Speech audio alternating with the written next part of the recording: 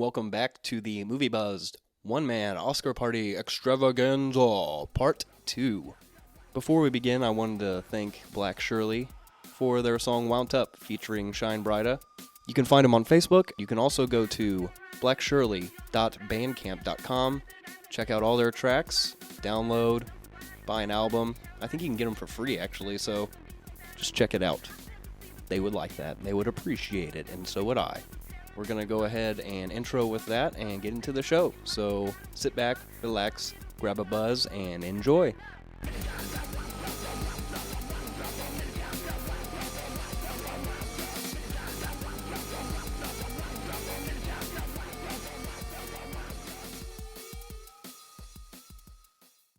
What is going on the Oscars right now?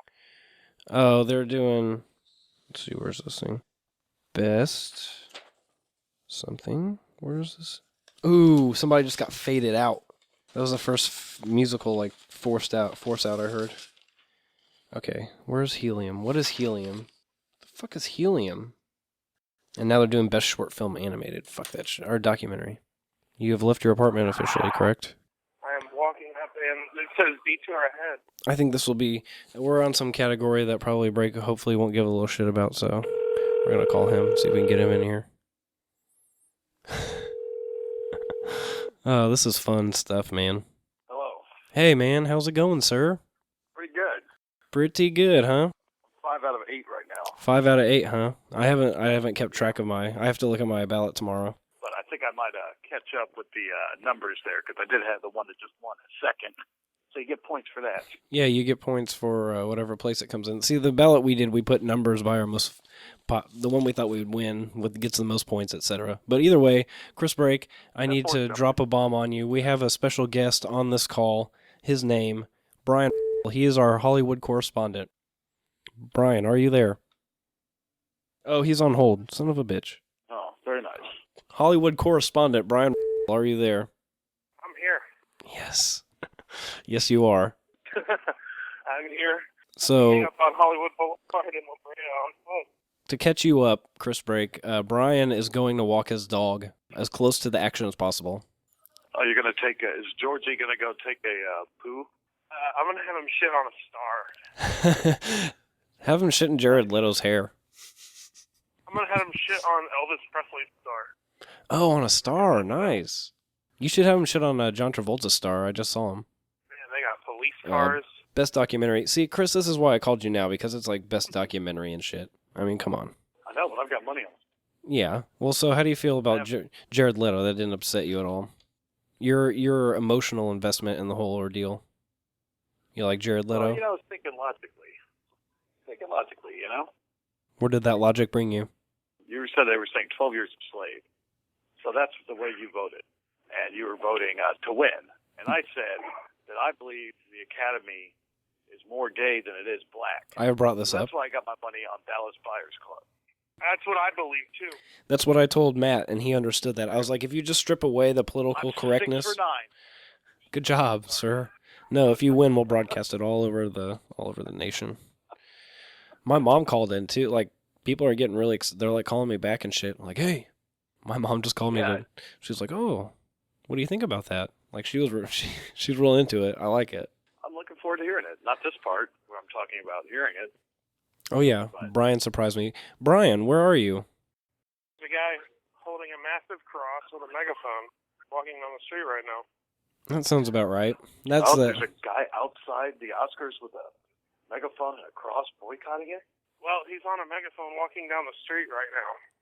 How close are you? We're not quite to the Oscars. Okay, I gotcha. The Dolby Theater. So see, you should catch up with him and be like, so you going over to check the shit out, man? Hey, Brian, go get a man on the street interview right now. Yeah, that would be that would be great. The first man I saw was a cop walking by me, but I won't. Who the fuck is this chick? Sorry, this chick on the Oscars is just like belting shit on stage. It's dead. It absolutely is dead. There's nobody down here. There's some people, but not very many. Bill Murray, by the way, is looking fucking old. Like, bad. What are you doing? Oh, well, there's the Oscars on the Buffalo Wild Wings TV. That's where all the that's where everyone is.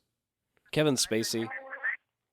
How rare is it for him not to be like actually nominated and just be out here chilling? Yeah. Oh, there he is. They're doing a pretty good job. Ellen's What you're saying right now. Break, what I ended up going with for Ellen's 2 words is a safe bet. Like, she's the most mass appeal, like, she appeals to the largest number of contingency of people watching, I'd say. Ellen? Yeah, she's less likely to offend than, like, a Seth MacFarlane last year, I think she's doing a good job. Yeah. The show kind of carries itself sometimes, I think my ear is going to rot off with these headphones on there so bad. Chris Break, by the way, Have you had to urinate in a bucket? yeah, dude, I was just about to bring that up. Like, I fucking filled the bottom sixth of this thing with urine. It's just sitting here next to me. It's pretty great. I had to concentrate really hard. This place is like... That's Zach. I feel like I live in a bravery of a true podcaster, right there. I got a little bit laid down from the kitchen mic when I was reheating my pot pie. It's pretty great though. I'm at 2 hours and 35 minutes strong, and that power surge almost like knocked out an hour of content, but I got it back. Ooh. Yeah, like right after I got off the phone with you, I called Matt, and it fucking Oh my God. the power flickered and it's gone. Brian, what is going on over there? It sounds like something just happened. There's just a bunch of cops down here. You know what, Brian has seen every movie on the Best Picture list except Nebraska and Philomena. Philomena's kind of the one I wanted to see the most. I apologize. The air smells terrible. I'm trying to watch the Oscars. No, you're okay. I apologize for interrupting you watching Angela Lansbury and Jeffrey I don't Rush. mind. Once it goes to commercial, I'll go outside. Well, that's a lot more. yeah. I was actually trying to call during one of those times. So go ahead and watch that. Brian, can you give us an update? Is it just completely dead out there? No, well, I wouldn't say completely dead, but the entire Hollywood Boulevard, trailers and, like tractor trailers. Is there anybody out there to talk to? Sure there is, but I'm not going to do that right now because my pants are falling down. Dude, that's commonplace out there. Like, you'd probably be the most normal person that they have seen. I mean, there's a guy you said carrying a cross, I mean, you're relatively normal with your ass hanging out. Okay, Brittany, you need to hold this dog. Oh, Brittany's there? Yeah, here, talk to Brittany. Okay, I would gladly talk to Brittany right now. She doesn't want to talk on the podcast. What a cock.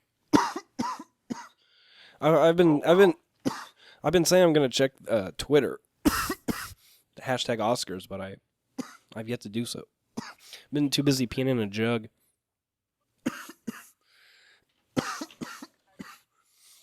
So $40, huh? There's those guys trying to pass out CDs. Go ask him how the Oscars affects his business on selling CDs. Brian doesn't want to talk to anybody. Dude, you are fucking captivating.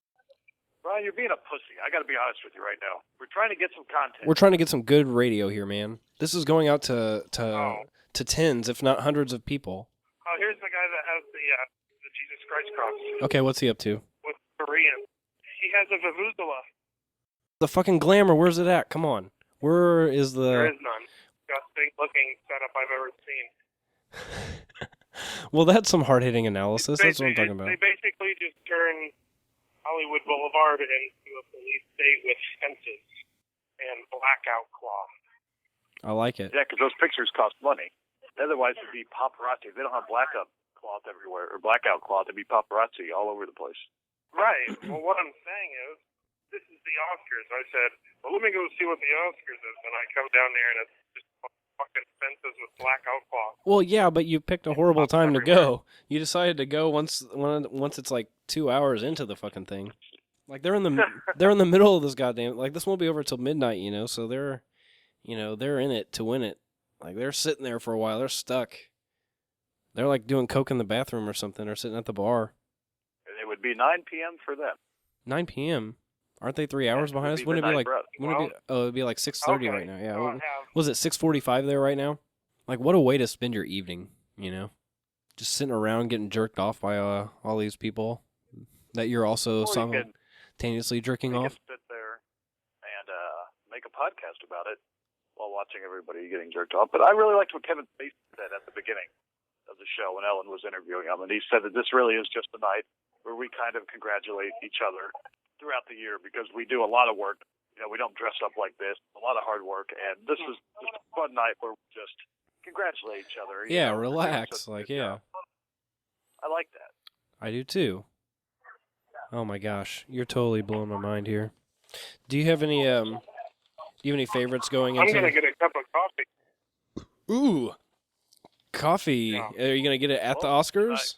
Will you speak to the barista? Will you talk to the barista? Will you talk That's to? something that's Will going you to talk to somebody out there in You gotta talk to Hollywood for anybody. me? Give Am him. I going to talk to anybody? Well, preferably not. Okay, well, I'm gonna ask an Oscar question of Chris Brake. Well, also Brian, I guess. What do you guys think of Sandra Bullock being nominated for Best Actress? Because this is She did a pretty my good job. this is my Oscar conspiracy theory. It's not nominated, like it's nominated for Best Picture, but it doesn't have any acting or like, you know, the script's fucking shit. Like there is no script. There doesn't even need to be a script really. They can't nominate it for any kind of screenplay, so they have to put some kind of acting in it. If it's nominated for Best Picture, there has to be an actor nominated for it. And they're she like, did a good job. I don't think and Bullock's was the way there to long go. enough She's won before. to be adapted for supporting. I don't think Clooney was in there long enough to be best supporting. No. And I think that Sandra Bullock did a good job because you have to think about it. When she was acting that, she really was just hanging on wires out in a room. Yeah, just like She stuck probably in a had to suit. pretend all this crazy shit. You know, I imagine none of that stuff was around her. So she did. With that in mind, I think she did a phenomenal job. Well, that's Although nice. I do not have her down for winning Best Actress. No, your money is literally not on her. Even though you don't have any money on it, your the money that you could win is on who do you got? You got Blanchett. Is that who you went for? You know, I wish I could tell you, but I do not remember. I think Amy, no, I don't even know. That was a hard category for me to pick. it was. I liked Amy Adams a lot. Like she's been nominated like 4 times apparently and has not won anything yet. Dude, what the fuck is going on here? The show is back on. Yep. I'm going to Okay. call you back, talk to you later on down this. Enjoy yourself. I'll be You here. Have fun with Brian. I will. Thank you for having me on. I will be back shortly throughout the duration of this program. ChrisBreakShow.com. Have a good show. I'll talk to you in a bit. Hot or iced?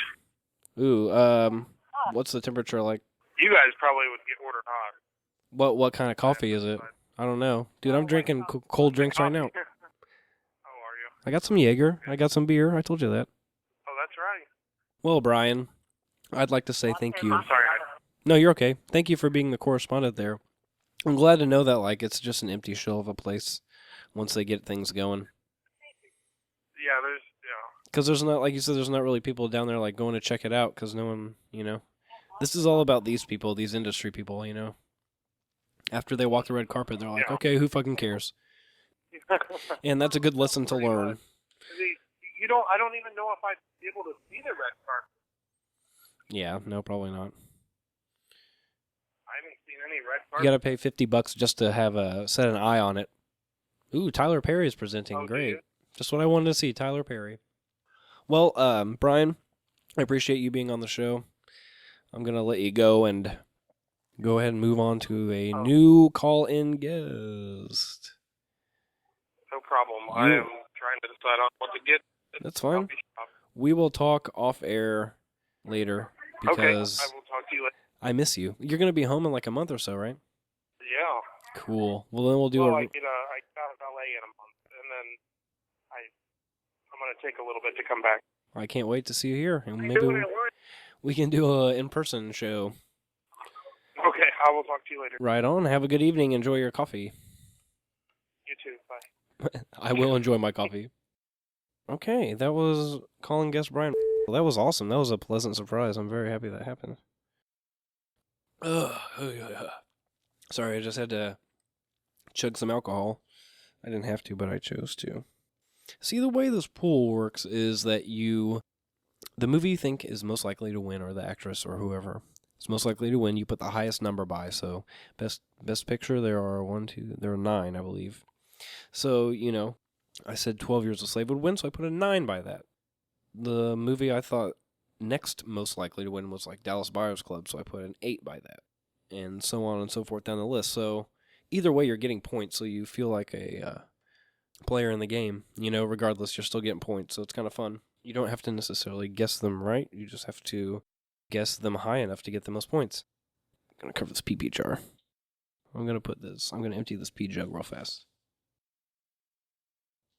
I got a microphone set up here so I can get stuff for people and myself. I wish they would get on with the better categories here, because I don't know. They're having Bono fucking perform a song from a movie that I think it already lost. I think Frozen won the best original song. Or no, it hasn't yet. You miss Karen O from the Yeah Yeah Yeahs performing the Moon song from Her. Colin guest Sandy has not seen it yet. She said that she might have trouble kind of understanding the concept, which I understand. Like, I don't know. It's a foreign thing to us, because we're not quite there yet. But told her it's really easy to understand once you watch the movie. Once you're halfway in, you totally get it. It's like I'd have trouble not myself falling in love with a machine. Oh shit! I haven't talked about this yet. My outfit. I prepared. I want to be comfortable, yet casual. No, that break thought I should wear a tux too, but I decided to wear long johns with shorts over them and a t-shirt. So I look really professional. I thought it'd be comfortable, and like if I got too hot, I could take the shorts off and still have coverings on with the long johns.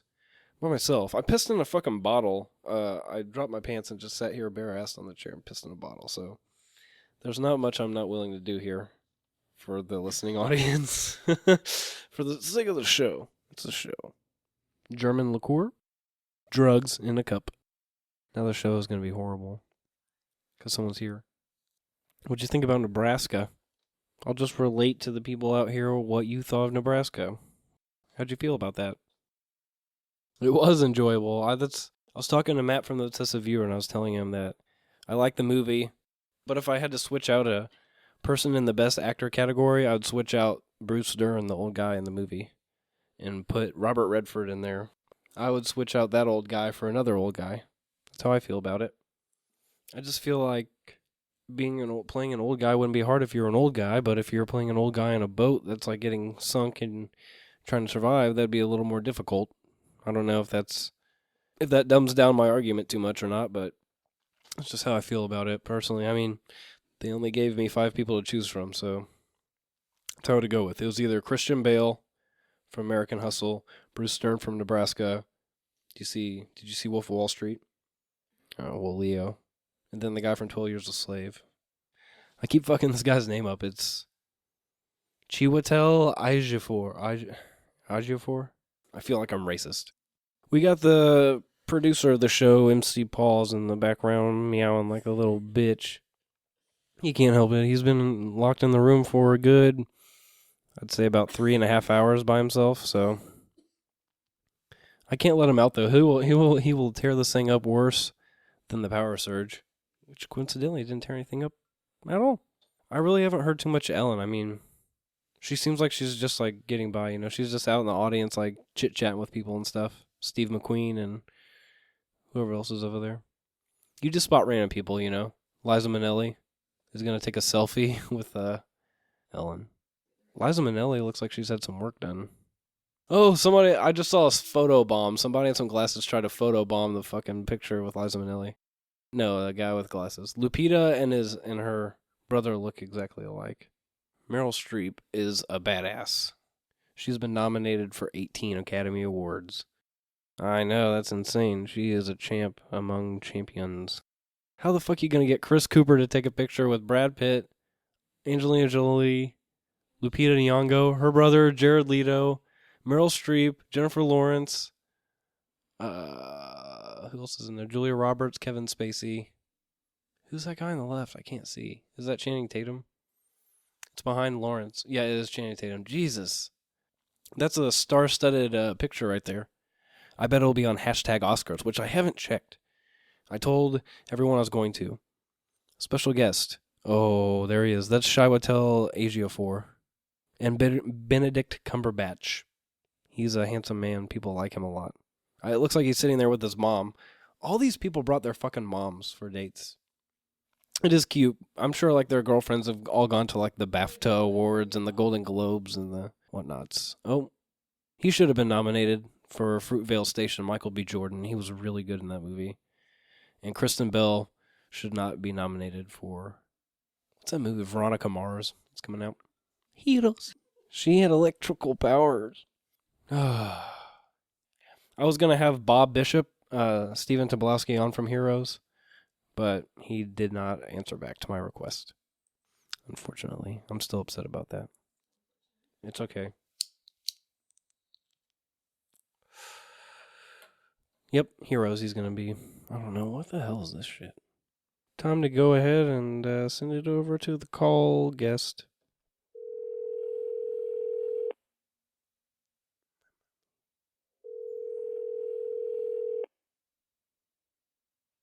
Hello? Hello, how are you? I'm good. Good, are you enjoying your Oscar experience? Always. Who's that, Christopher Nolan up there? I have no idea. Oh, yeah, well, yep, director Christopher Nolan accepted on their behalf some awards. It's stupid. Are you, so you're enjoying your time?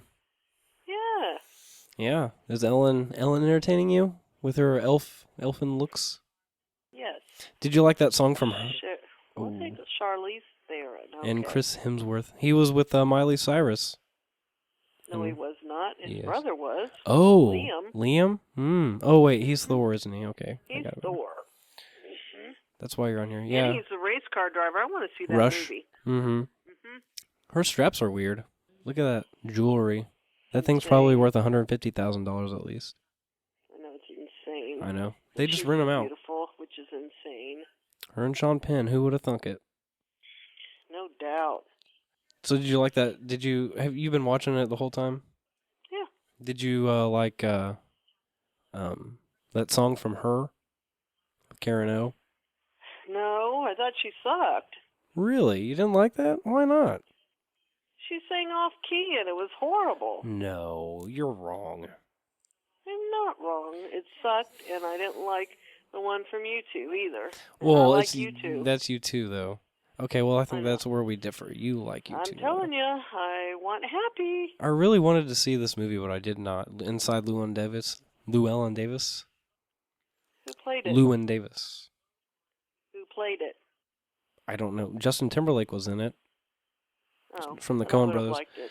They played. He was like a folk singer. Gravity won. What did they win? I know. I don't know what it was about that movie. Terry and I just didn't like it. Sound mixing. They deserve sound mixing. The funny part is, after seeing her in her underwear, they were saying that when they take off their spacesuits, she'd actually have on like a diaper or some long johns or something. She wouldn't be in her like underwear and a tank top. Yeah. So it'd be funnier, I think, if they pulled her out and she had like a diaper on with a with a catheter coming out of it or something. Yeah. That would be true to form. Did you hear Meryl Streep? She goes, "Oh, I never tweeted before." Oh, great. Now Meryl Streep has finally been a part of a tweet. Yeah, I was watching it and I was just naming, I was like, look at all those celebrities in that one fucking pit. Like, they're just everywhere. The fun thing is I talked to Brian, and he lives a block away from the Oscars, and he actually took his dog for a walk for me and got a first-person point of view of what was going on.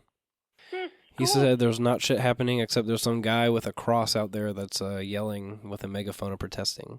And that's it. He said it's completely empty on the outside, and even if he went by there when it was busy, he probably wouldn't be able to see the red carpet anyway. So yay. Yay. Oh yeah, it was cracker. Like I told him, it was captivating. So, how was your first Oscar experience? I've seen it before, but this is like the first intentional one. Pretty good. I like that All Is Lost movie. Did you see that? What was it? With Robert Redford, All Is Lost?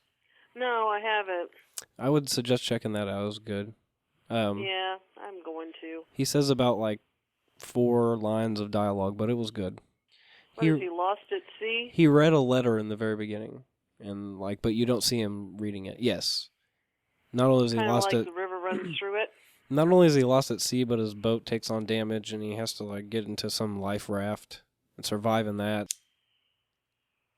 I'm getting really anxious, and I've been saying I want it to get to the better categories. You know, it's They don't come till the very end. I know it's 10:15 though. Like, come the fuck on. They haven't been doing. Probably about 11 o'clock, a little before 11, they'll get to them. But they haven't been doing much of the where they fade The only thing people they've out. done is best supporting actor. Yeah. Have you noticed They that? haven't done supporting actress, right? No, I don't think so. Have you noticed them fading anybody out yet? I heard it once so far. Oh yeah. It's usually just the technical people. But heck, Jared Leto's speech went on forever. Yeah, his was pretty good though. I like how he said whatever to anybody that's ever had to, you know. Yeah. Ever felt. It was a very good speech, but it went on long. I'm surprised they didn't play a song for him, but you know. Yeah, he had to say his part for everything, you know. He was like, for anybody that's ever like been. God. I don't know what he said. I'm just trying to sum it up, but it was like for anyone who's ever like had to suffer for the way they've felt or believed or something along those lines, you know. Yeah. It was very touching. Yeah. And his mom was did there. very good. He gave it up to his mom. Oh, Christoph Waltz. I really like him. Who is he? He was in Inglourious Bastards. That's right. There you go. Yeah, I like him. He's very peppy and pretty cool. He seems like he'd be a lot of fun to hang out with. Gotta go. Supporting actress, gotta go. Okay, who do you got? Who do you think's gonna? Who do you want to win? I forget who they are. Lupita, Julie Roberts, the lady from Nebraska, or the lady from Blue Jasmine. That's the lady from Blue Jasmine. Let's go with her. Okay. All right. Well, we'll see if you get that correct. Enjoy the Okay. rest of your Oscars. Thank you for coming All on right, love you. podcast. Bye. I love you too. Bye. And that again was my mother, Sandy. And if it wasn't for her, this podcast wouldn't be happening. So thank you to her for coming on. All right. This is one of the ones that's been contested. And they're saying that Jennifer Lawrence could take it. And if that happens, I will be fucking pissy. It'll be great. You'll listen to me whine like a little bitch. Like a little bitch boy. I'll be whining. I couldn't tell that it was Lupita in that movie. Like, she looks like herself a little bit, but she looks a little different. She looks like she lost weight for this movie for sure. And she's really stressed out all the time. Every time I see her, she's looking super glamorous. But then I see this movie and she's like, yeah, you know, like, they showed her back after she got beat at one point. It was one of the most disgusting things I've seen in a movie in quite a while. It was pretty gross. Pretty gross. So my mom's take is that Sally Hawkins is going to win for Blue Jasmine, which I wouldn't be upset about, but I don't think she's going to get it. She doesn't have enough behind her. I hope it's Lupita Nyong'o for 12 Years a Slave. I'd also like June Squibb to win. The lady from Nebraska, she was awesome. She was a bitch, but she was fucking bitching too. I just hope Jennifer Lawrence doesn't win. And I don't even have that much against her. It's just people force her on me. And I like her in some things, and I don't like her in others. And it seems like in American Hustle, she just did it because it's David O. Russell. She's been in his movies before. She knows the people that are in the movies. They're probably buddies. It didn't seem like it was that, I don't know. Just didn't like it. Okay, who we got? This is where you see the best acting in Hollywood, too.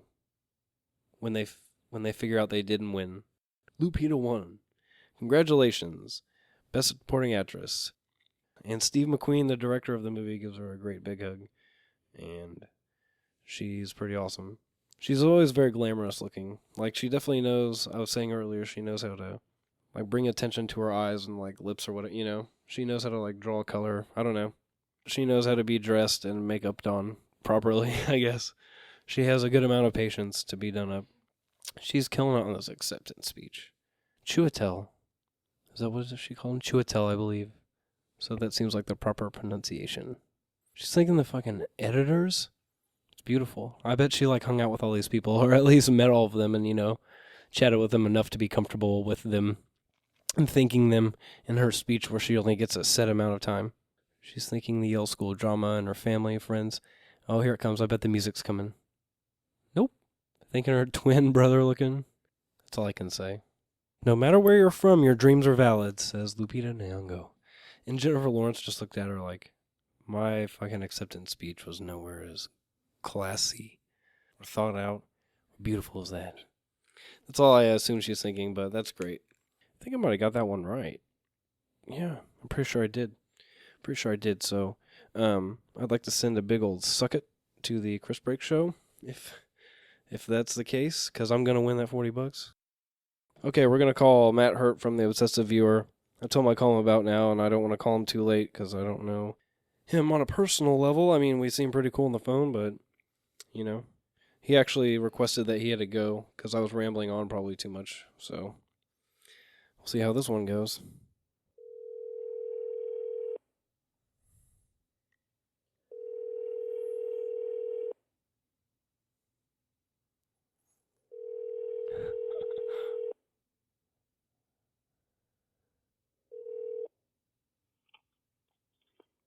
Hello? Hello. How's it going? Pretty good. How are you, sir? Pretty good. Just, watching. I was a little annoyed with Best Documentary, but it should have been expected. What you didn't like? You didn't like the music Save My Life, or? Well, I don't know. I shouldn't judge them because I haven't seen the nominees, but I thought that it was kind of typical of Hollywood to do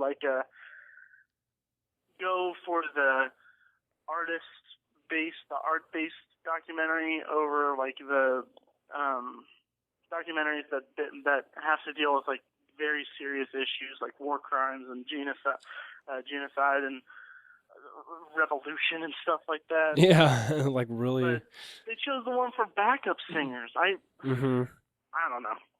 But it's a real complex, multi-layered world of singing in backup groups, though. Exactly. Well, I'm glad we don't really get a window to. I'm glad you had a take on that, actually, because I was watching these, and there were about 4 categories where I was just kind of trying to fill space. Because I didn't have any information on, Best Documentary, and then, Gravity won a couple of technical awards. I was like, well, that's to be expected, so. And then we got to be expected, definitely. Then we get to Best Actress, and I start going on a rant about Jennifer Lawrence, and she did not win. And when she was watching Lupita give that elegant speech, it looked like she was like, I'm glad I didn't win this, I didn't catch that, but yeah, I'm sure that she was.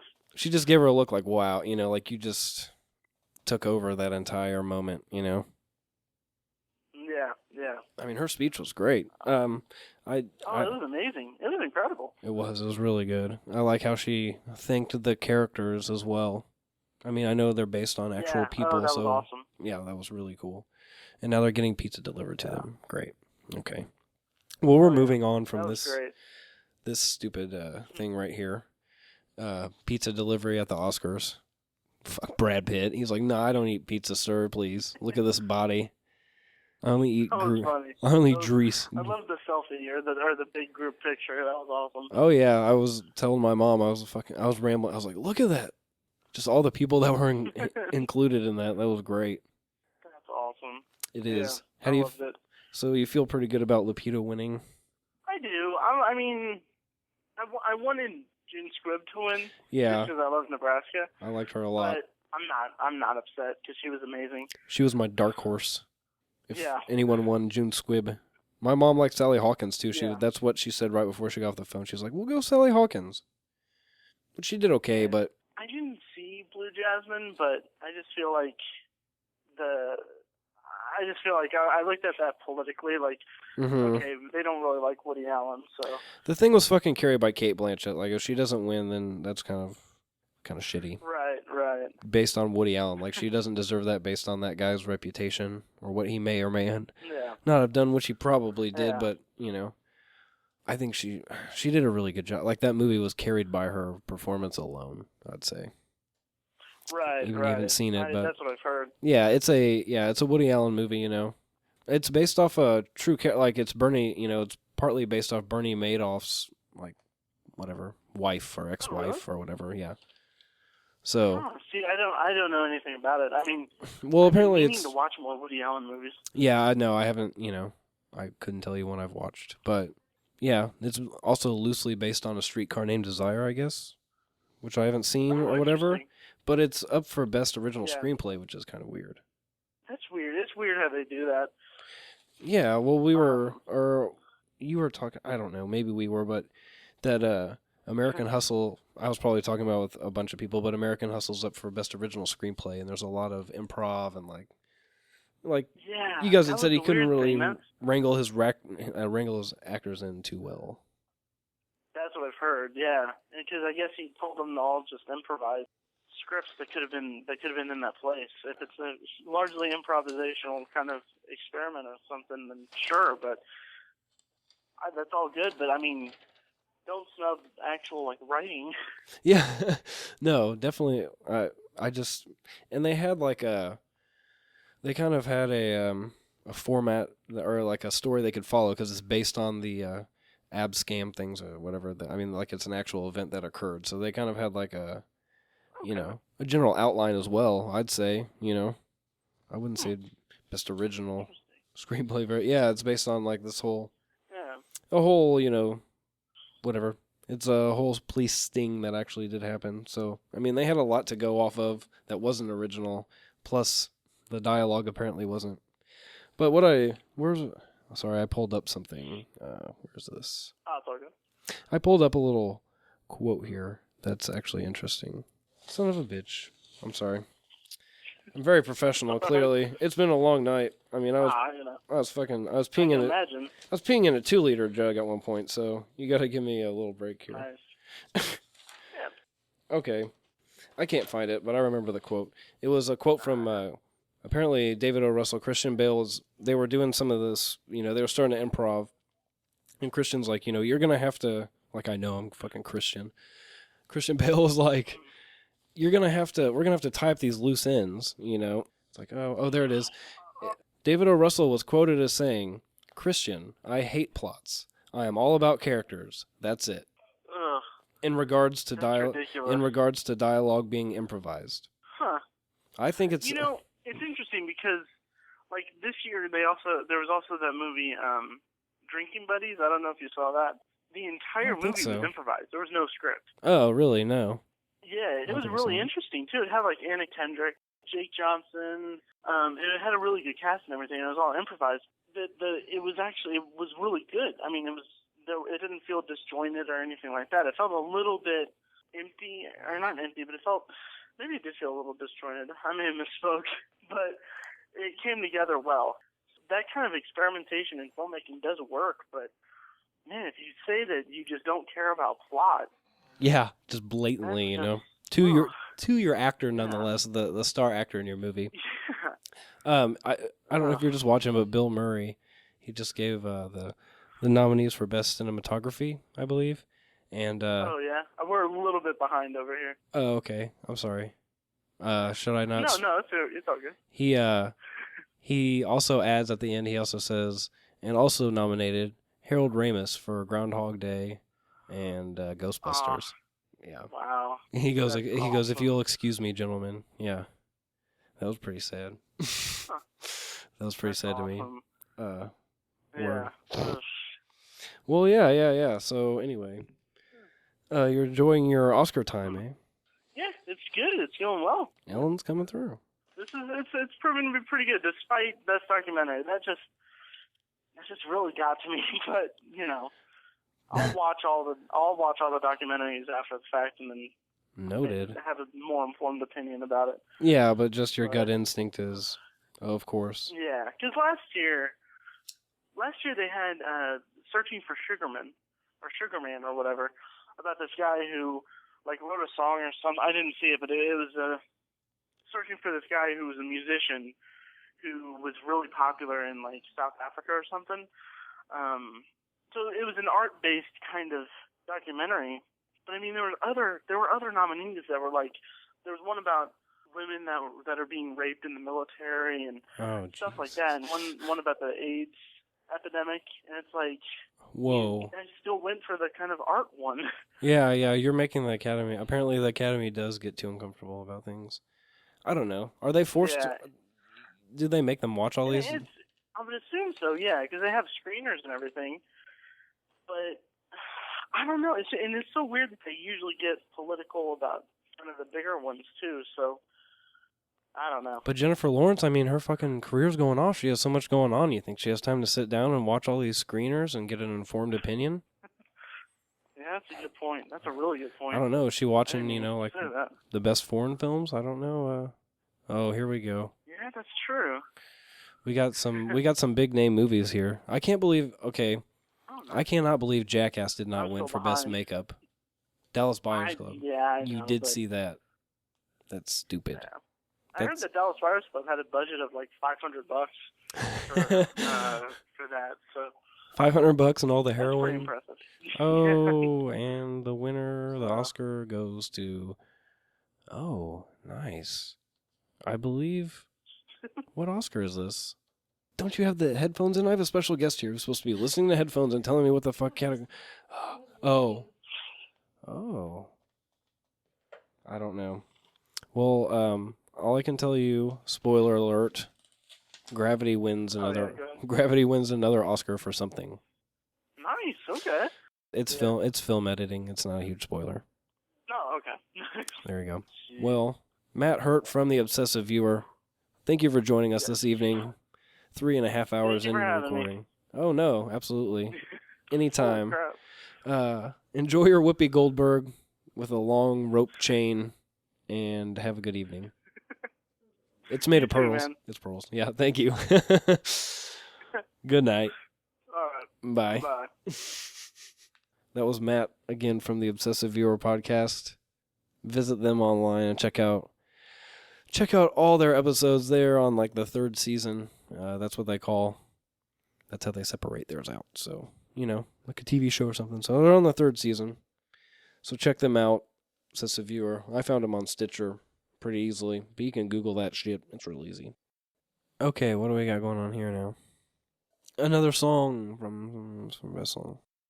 Oh, it's Pink. She's singing some song from The Wizard of Oz. Oh, God. The Oscars are on for like another hour and a half. How am I going to fill all this time? What do we got going on? I guess we're just going to smoke some more weed and drink some more booze and see where the night takes me. My mom was watching a movie earlier while I was watching 12 Years a Slave, and it had Pink in it, and it was about sex addiction. I don't know what it was called. Had Mark Ruffalo and Gwyneth Paltrow. She was in her underwear quite a bit at some point. Since I peed in that bottle, I haven't had to lately, so it's nice. Pink's turning Somewhere Over the Rainbow into her own song. She's making it her own. Work it. Work it, girl. Update, Chris Break. Predicted 11 out of the 15. He was 9 for 13. But then all of a sudden he went on a roll. Got 2 more in a row. It's kind of like a contest. It's a great time. So, what I have been doing, I can't believe it took me this long to get to this. What I've been doing...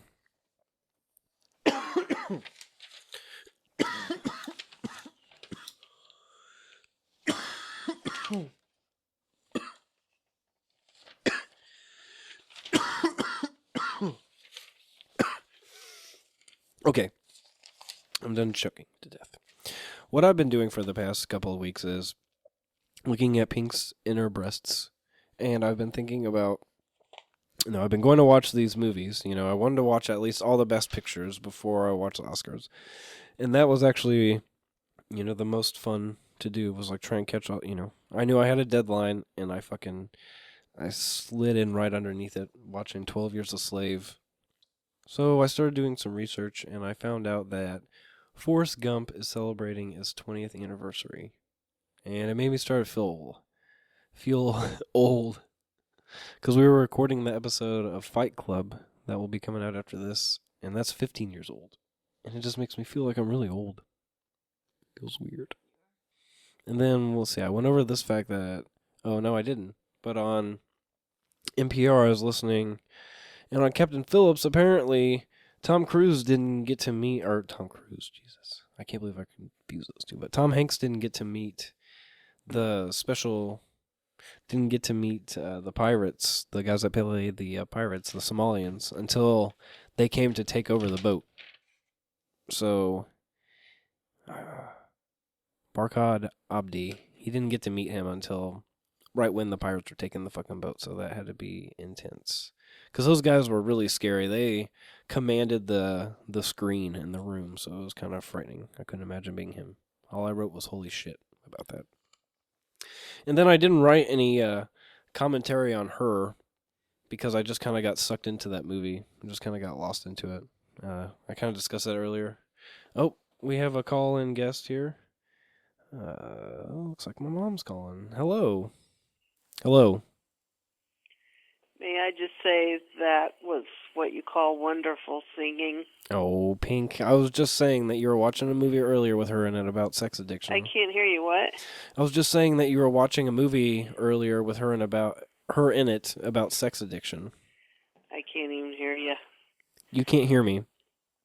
But anyway, I just wanted to say Pink did a marvelous job on that song. Can you hear me? No, Well, how did you respond to me if you can't hear me? because you're like way in a hole with static. Oh, how about that? Now you're good. Okay. Yeah. She did a wonderful job. Oh, Pink? Yeah. Yeah, sorry, it might have been picking up that noise, but like I was saying, what was that movie you were watching earlier with her in it? Yeah. About sex addiction? Yeah, I forget what the name of it was. It was very forgettable, apparently. Yeah. Yeah, it was pretty good. I don't know. I'm excited to see some more of these. You know, Gravity keeps taking, like I was saying, all these like technical awards. You know, best editing and sound. You know, so. Well, I picked that other girl on supporting actress, but you just knew that Her speech was her name, Lupita Nyong'o. Yeah, Lupita. You knew she was going to win. Her speech was really, really eloquent. I think She did a great job. Yeah. Yeah, like I was saying earlier, I like how she thanked the people that, you know, inspired the story, Solomon, because at the end of the movie it says, you know, he wrote a memoir or whatever. It was based on a real guy, so it was cool that she thanked him and the actual girl, you know. Yeah, at the end of that, what did it say? They don't know where he died? They don't know when, where, or how he died. Yeah, that's really weird. I mean, how they know he passed? I don't know. Maybe he found the Fountain of Youth and he's still alive. And he's making money off of this. Oh, bite me.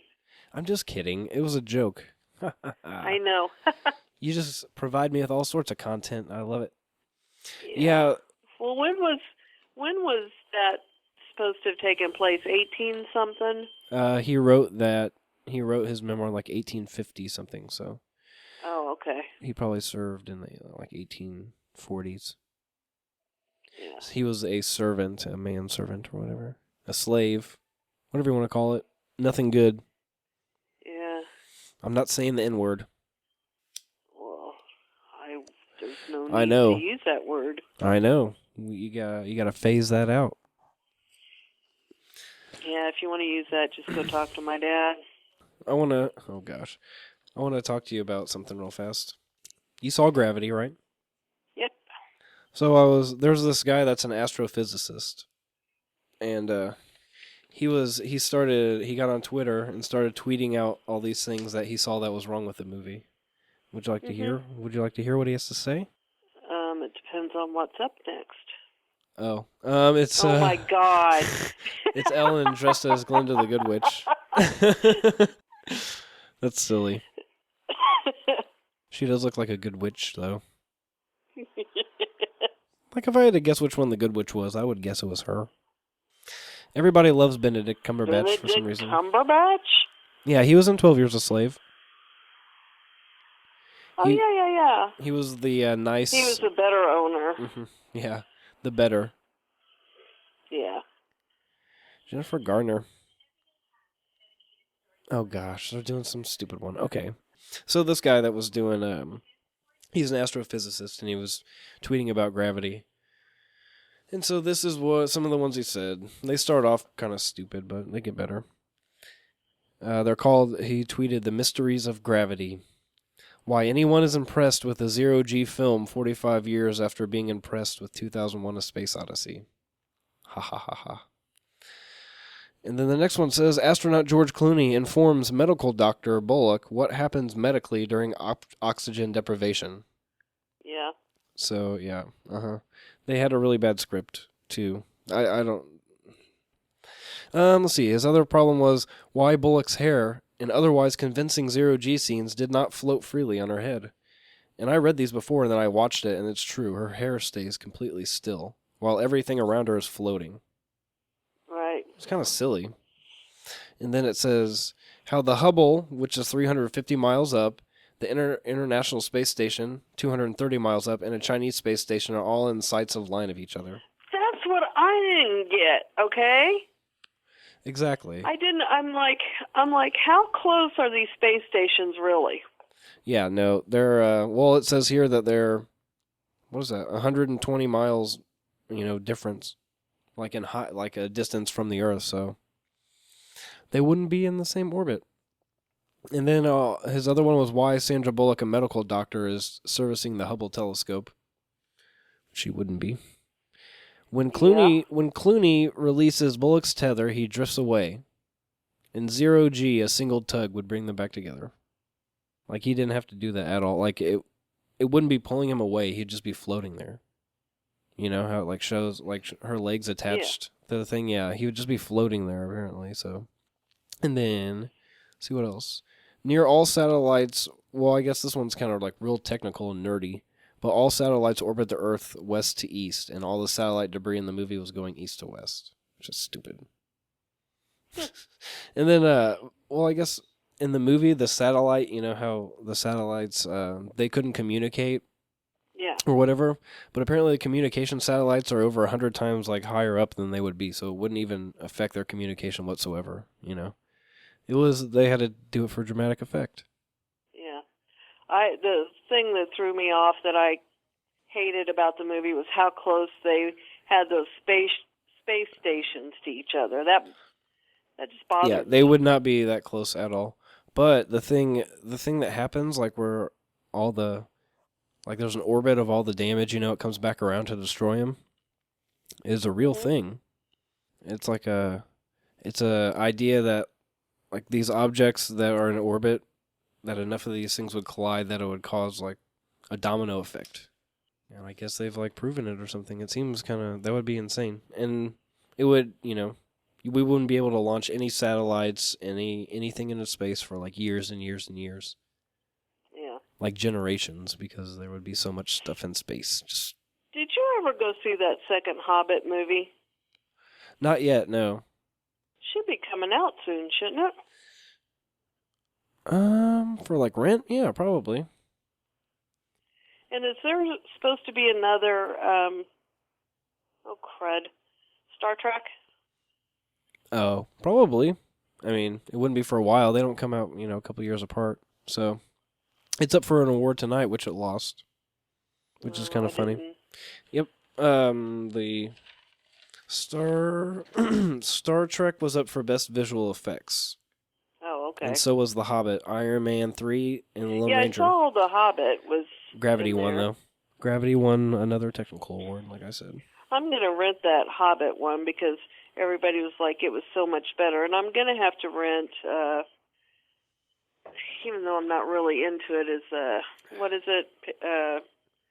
Jennifer Lawrence is in them, something games. Hunger Games. Yeah, I'm going to have to rent that second one. It's Catching out Fire, now. right? Catching Fire thing. What do you think about this theme? No. What do you think about this theme, Movie Heroes? Like, it's just the theme of the Oscars this year is movie heroes. That's what they keep showing, all these different heroes in movies and stuff. Oh. It seems like it's just I a keep forgetting filler. what movie I thought it was from, but yeah, it's not bad. It just seems like a time filler, though. Like, this could wrap up at 11 o'clock. It doesn't have to go to midnight if they just stop showing these random... Well, they're going to have to show all the people that died this year soon. Yeah, I'm waiting for the in memorial. Bill Murray gave thanks to Harold Ramis, the one who just died. Yeah, I know. I heard that. That was pretty cool. I was saying Bill Murray's looking kind of rough these days.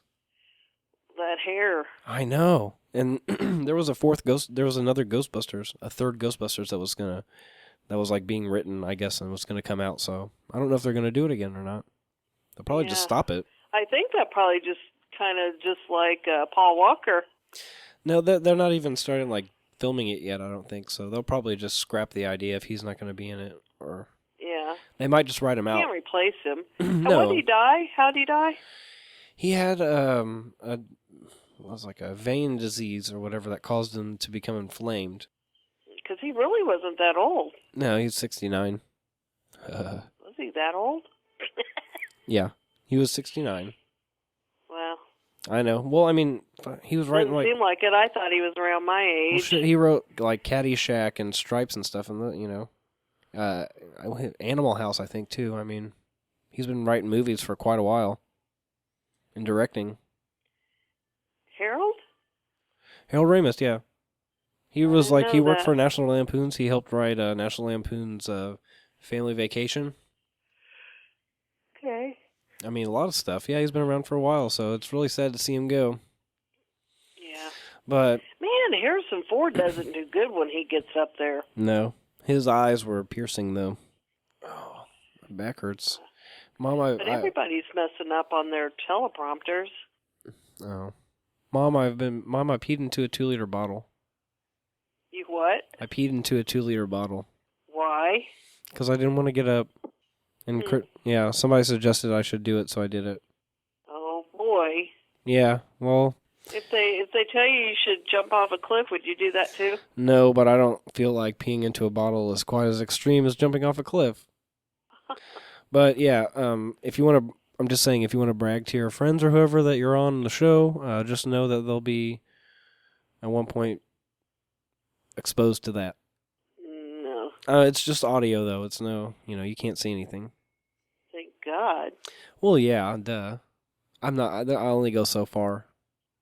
Well, you know what? What was it? Your Facebook picture or whatever? The ones with you naked? I had a covering. It said BAM. Yeah, but still it's disturbing to your mother. I know. Well, that's why you shouldn't get on your relatives' Facebooks, because you might not see things you like.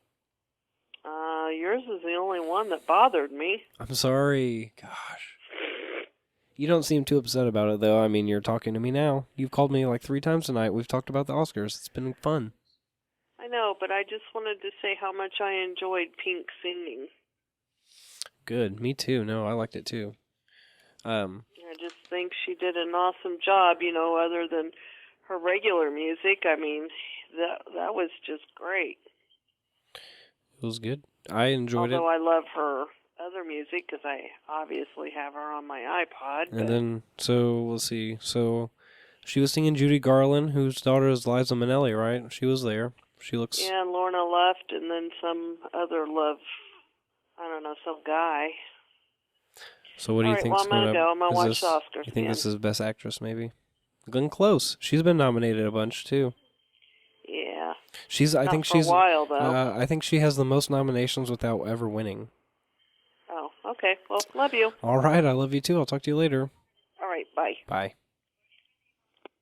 And once again, that was my mother joining us on the Movie Buzz podcast. I'm glad I'm glad she lets me be open and honest with her, Not many people can share with their mothers about their urination habits, so I'm glad she knows about mine. She knows I'm safe. Not backed up. I wonder if she's going to tell her friends that she's on here. She's like, I told this lady across the hall at work that you had this little podcast thing, and she didn't really understand, A, what a podcast was, or B, that I was on there. Oh, gosh. Sorry to interrupt, but they're doing it in memoriam. James Gandolfini. This is always awkward because the people clapping, you never, people like no one's clapping for Karen Black, but they clap for James Gandolfini, kind of scattered. Tom Laughlin. Ruth Prower Jabavala, she's a writer. Carmen Zapata, she was an actress in Sister Act. It's a good movie. Good movie. Stunt coordinator for Smoking the Bandit, Hal Needham. Richard Shepard was a producer executive of Breakfast at Tiffany's. Stuart Freeborn was a makeup artist on Star Wars and shows some Yoda. Gary Hambling, a film editor of Fame. I never saw Fame, but it's a movie. Jim Kelly, actor, Enter the Dragon. He was there with Bruce Lee. Stephanie McMillan, set director, Harry Potter series, which I'm watching currently. There's another Harry Potter reference. That shit pops up all the time. Les Blank, documentarian. Eileen Brennan, actress. She was in Private Benjamin with Goldie Hawn. Paul Walker passed away this year. Fast and Furious series, that's what they have him tagged for. Faye Kanan was a writer. Charles L. Campbell was a sound editor for Back to the Future, most famously, apparently. Deanna Durbin was an actress. Frederick Back, an animator. They're going to have the girl from Simpsons, I assume. A.C. Lyles, producer. Elmore Leonard, writer. Joe Kidd, he also wrote quite a few other things that are really good. Annette Funicello died, one of the original Musketeers. Pedro Vlahos, visual effects. Eduardo Coutinho, documentarian. Saul Zaentz, he's a producer, One Flew Over Cuckoo's Nest. Riz Ortolani. I'm doing a great job pronouncing names tonight. Sad that Peter O'Toole died this year, too. Pretty big guy. Ray Harryhausen. Visual effects for like Jason Argonauts, which is pretty campy stuff. Brian Ackland Snow, he's a producer. Richard Griffiths, actor, Harry Potter series. I think he played his uncle. Sid Caesar died this year. Roger Ebert, pretty sad film critic. Shirley Temple Black, actress. Little blonde hair girl, you know her. Joan Fontaine. Older people know Joan Fontaine. I'm not. Run Shaw. He was a producer and executive. Juanita Moore, actress. Mickey Moore, a second unit director. How far down do they go? Do they go to Best Boys? Stefan Kudelski, an inventor. I don't know what he invented. Harold Ramis, there he is. Director, writer, actor. Eleanor Parker. They're probably saving Philip Seymour Hoffman for last, I would assume, maybe. Ray Dolby, inventor, engineer. The theater's named after that guy. Julie Harris was an actress. Maximilian Schell, actor. Richard Matheson was a writer, apparently. That's what they say. Gilbert Taylor, cinematographer for Dr. Strangelove, or How I Learned to Love the Atomic Bomb. It's a good movie. Tom Sherrick, executive. Esther Williams, actress. $1 Million Mermaid. Classic. There he is. Philip Seymour Hoffman, actor. Yep. Gonna freeze on him. So they let him have the clap in the very beginning. Then they stopped. Oh, and then Bette Midler comes out to sing. I bet she sings Hero. Because it's Movie Heroes themed Oscar night. She's not singing Hero. Is she singing Rose something? That song my grandpa likes? You are my hero. Is that how the song goes? You're the wind beneath my wings. Philip Seymour Hoffman, you are the wind beneath my wings. I'm going to raise my glass of Jägermeister and Red Bull to the fallen heroes of the cinema. Know that you're my hero.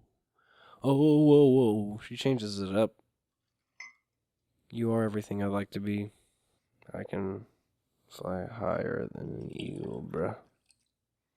Because you're the wind beneath my wings, mother of God. What have I done? Quoting Bette Midler. Here's to the fallen heroes of the cinema. That's a wrap. Ugh. That's a wrap on my sobriety. Did you ever know you're my hero? Ellen has not been in any fucking musical numbers. Am I getting a text here? Kid, do you work earlier job tomorrow morning? I need a morning shift covered badly. Ball joint bad. I'm shot tomorrow.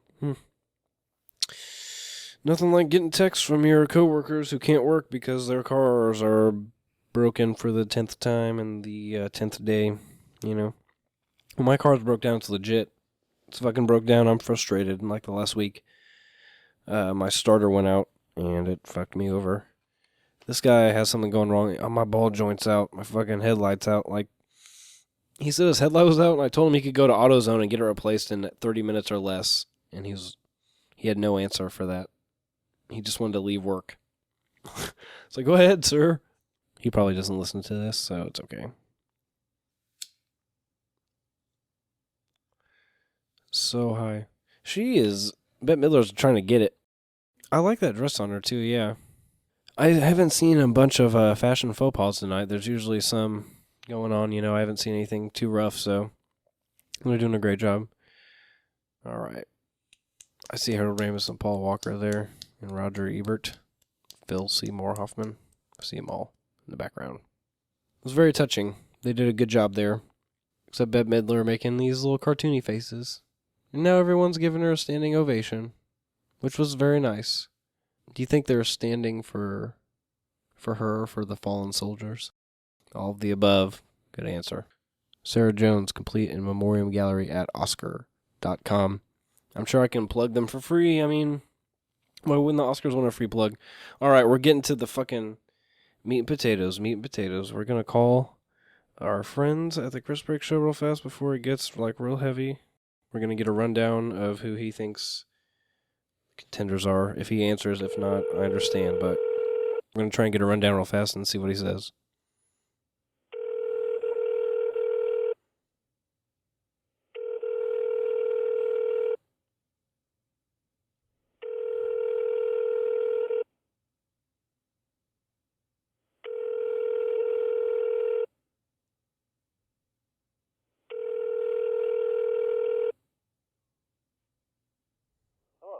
Thank you for calling me. If you want me to call you, leave a message, and we will.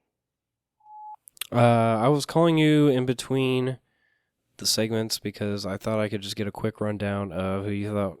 I mean, we talked about Best Picture, but I was going to see, who you thought was going to win for the other ones. I might have already asked you because it's been almost 4 hours of me recording straight, so I could be confused, which is more than likely the case. You don't have to call me back. Enjoy the rest of your Oscar experience, but if you do want to call me back, I will see your call and answer it, hopefully. Thank you for being on the Movie Buzz podcast. Visit us at moviebuzz.podomatic.com for this episode that you will be featured on. Okay, that's how we leave messages. Congratulations. I don't know, I feel like at this point I'm just intruding on people. I probably annoyed everybody to the point where they don't want to answer the phone anymore. Half the time I just keep forgetting what I'm going to say, and the other half of the time there's nothing, it's just me forgetting what I'm saying most of the time. It's a good time. I don't think Ellen has been involved in any musical numbers, which is very disappointing, because I had her at least 2. Good thing I didn't put money on that. She is, however, I should have put money on the number of costume changes. She called Goldie Hawn holding on, which is kind of funny. Like she's just holding on for dear life, like her dress straps, apparently. Look at that face. It's fucking frozen. Solid. Do they have the real Philomena on here? That's awesome. If she really came with her, that's pretty cool. Or was that just Judi Dench looking rough? I think they should limit the field of Best Picture because I feel like there's 2 or 3 that kind of got shoved up in there just kind of got shoved up in the fucking thing for no reason. Philomena's pretty good, I don't know if I would have it in the Best Picture category. Judi Dench definitely deserves a nom. She deserves a head nod for her role. It's pretty good. But I don't think Best Picture quite for Philomena. I would probably drop out Philomena, American Hustle. Maybe Wolf of Wall Street. There should probably be 6 strong candidates. If there's only 5 for Best Actor, then there should only be 6, 7 for fucking Best Picture, not 9. Philomena's pretty good. That was one of the movies I had to rush to see at the very end. I got off work at noon, and the movie started at 1:30. It was a half an hour away, and the traffic was so bad, it was literally standstill traffic. And I went a mile in, I think, 15 minutes or something like that. It was ridiculous. And I got there right on time. And I go in double-fisting beers, and it's a theater full of 50-year-old couples on a Saturday afternoon at the movie at 1:30. In the Ritchie, kind of the Ritchie part of town. It was at the Fashion Mall where they have all the, stores I've never even heard of the names of these name brands of clothes. And they're fucking sitting there with the loved ones at 1:30 in the afternoon. I haven't eaten anything, drinking beer, laughing at inappropriate moments, stuff like that. The one thing I can say about that movie is they made some weird gay jokes in it, and it was definitely like kind of. She's like, I could tell he was gay. You know, the second I saw him in those corduroys, I was like, it's 2014. That's not how things operate anymore. So I'm gonna go ahead and transition over to. I've been talking about it all night. So I'm gonna go over to American Hustle. John Travolta is actually given a fucking nomination. That's great. He's a spout now. John Travolta. Who wouldn't want to win an Academy Award from John Travolta? He's had some work done too. Looking good. He's looking fake as hell. Look at those eyes. Like they're little slits. He's like, look at those little. He's like, he can't even open his eyes hardly. Look how thin it. Uh-oh. Sounds like he just messed up. He mispronounced something. Is this the lady from Frozen? Or the song from Frozen? Yep, it is. I heard these little girls singing earlier. I like the Karen O song better. I'm already going to say it right now. Let It Go. Pharrell Williams, Happy. They played that. It was pretty good. He was good. He had his big tall hat on. Wearing his big tall hats. This girl's voice is real weird. It's like real flat in weird places. That color's real popular this year. That color, yeah. It's kind of weird. It's a beige-ish. So, when I went to American Hustle, I kind of just wrote down my observations. This is random observations. Amy Adams is the only nominee in Best Actress category to not have a Best Actress Oscar, which is interesting. That's why I felt Sandra Bullock got kind of lumped in that category because Gravity's up for Best Picture, and they couldn't give it Best Screenplay, so they had to give it an acting nod. And, you can't have a Best Picture nominee without, having at least the script or the acting in it be nominated. That doesn't even make sense. So Sandra Bullock got kind of lumped in there. And she's won before.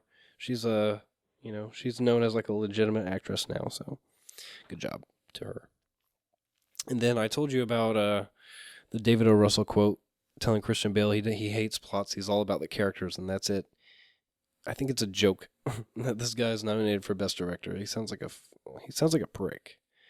It actually sounds like O. Russell is all about costuming and hair pieces and fake accents and making a fun movie instead of telling us much about anything. Even the main idea, like driving the plot, like the scams and the corruption that were in the movie, it was all overshadowed by like the pageantry of the characters, like these big characters, But like I told Matt, I never thought like, when is this movie going to end, or like how long has it been going on, sort of thing. I was generally interested. I was pretty entertained throughout the whole movie, even if it was like when I was laughing, it was about the overtop nature of the characters or the outfits and like the personalities. And I was also curious how a movie could get nominated for Best Original Screenplay when most of it was improvised. So I thought I'd bring that up with Matt because it made sense. They're about to do another nomination here, and it's Jamie Foxx with 2 X's and Jessica Biel. And there's that color of dress again. They're all about the... Is this Best Adapted Screenplay, Best Stories? Chris Brake, he didn't answer. He texted back answers to the questions of the message. Who's the F for Best Picture? Dallas Buyers Club. We heard that. Best Director, Steve McQueen for 12 Years a Slave. Best Original Screenplay, he has Her, written by Spike Jonze. There might be some other writers, but I know he was pretty much the... it was his vision. It was his fucking movie. Her was written, Spike Jonze is the only credit it gets. And then he has 12 Years a Slave for Best Adapted Screenplay. And he has Her for Best Song, for that Karen O song that was really good. He has Wooderson, which is, McConaughey, and what is that movie that Matthew McConaughey's in? Where he plays Wooderson. Dazed and Confused. He has him for a Best Actor, and he has Amy Adams for Best Actress, which is, he's going out on a limb there because Cate Blanchett is supposed to win, but, whatever. I'm going to let him know that everyone now knows that he has announced his picks for the rest of the Oscars. It's all controversial, I know. Jesus Christ. I've drank a lot this evening. Just gonna put that out there. Just so you know, I'm tough. I'm a man. I'm a bro. Get drunk with the best of them. I'm gonna be puking, crushing puss. I'm a bro. That's what they do. We do. The Oscar goes to Stephen Price for Gravity. We're gonna see what the Oscar's for. I keep missing that part. It seems like it's important. First Oscar for Stephen Price. Thank you, Academy. He seems very appreciative. He won for Best Score. Best Original Score goes to Gravity. I could go with that. I didn't see Saving Mr. Banks. Apparently that wasn't really like a front runner, but whatevs. Didn't see The Book Thief. John Williams is up. He's always up for a fucking Oscar. He scores. I swear to God, John Williams scores like 3/4 of all movies ever created. The Gravity, the score, I liked it, but it was, in the movie they always like pump that shit through the speaker, so it was super loud, so it was kind of hard to enjoy that because it was trying to compensate for the lack of sound in space, so they had it kind of cranked up. I really like the Her soundtrack, but it puts you in a very specific mood, so I don't know. It's also kind of oh, here we go. We got nominee for Best Song as well. But I would like to say, the Her soundtrack definitely puts you in a weird headspace, I think. It's definitely unique. It's not like a mainstream sort of thing. Like, I would like Karen O to win. That'd be cool. But that's just like a personal sort of thing. I mean, I really don't have much feeling invested in who wins Best Original Song. Let it go. That's what they had predicted to win. So I love that they gave Bono the. Sorry, Bono. Sorry you lost. You fucking. That's the first thing I would do if I won Best Song over you2. I'd look over at Bono and I'd point at him and be like, "Sorry, bro, you lost." And I'd have my eyes open real wide on him. This is cute because they're married. I believe they're married. Yeah. Apparently, all the people have to think their names rhyme, so they're just kind of running down the list of like, thank you, Kristen Bell, Jenny Schnell, blah blah blah. I made up that last name, but. And they're doing it together. Like, it's like one of those annoying couple voicemail things, It's like, hi, you've reached John and Crystal. Leave the message at the beep. They're doing a cutesy little thing. I just saw Dax Shepard in the audience. I'm sure he's probably one of the Academy voters, too. Anybody can be an Academy voter. It's incredible. Ow. My ear is like, it's literally red. There's like bumps on it and stuff, and it's like red. Because I watched 12 Years a Slave, which is 2 hours and 10 minutes, and I've had it on for the past 4 hours recording this thing. I'm dedicated. I had a fucking piss jug. I can't reiterate that enough, obviously. I've said Obsessive Viewer podcast as much as I said piss jug tonight, probably. I'm trying to cross-promote. It's always a good idea. Got friends. I'm also losing my voice because I've been talking for 4 hours straight, so excuse me while I clear it like 30 times. I'm glad I have water. So we're going to go for the losing of the voice. I think I have too much like liquid here to actually lose my voice. Okay, let's see. My phone is still being a little bitch. Oscars. Jesus Christ. Can you pull up Twitter on your phone and look up hashtag Oscars? That'd be great. I would appreciate that very much so because I need some more content. Oh, look, there's little Harvey Weinstein. Oh my God, they had that motherfucker on TV. I bet he has it in his contract that he has to be shown on TV. Oh my God. Fuck that guy. I hate him. I'm not a big fan of that guy. He definitely, he adds to the hype machine of this whole fucking thing. Like, he pushes shit, like Philomena, he's making people believe it's like the People's Choice for Best Picture. It's like, no one's even seen that fucking flick. It can't be the People's Choice. Like, that's American Hustle. People have seen that shit, Speaking of which, I was talking about American Hustle earlier, and I had my random observations. And the first one was, the intro definitely got me into the time period of the movie. The opening title sequences, it went retro it had the old Columbia Pictures logo, and then they styled the Atlas Entertainment and Annapurna Pictures logo back to the 70s look, so that's pretty cool.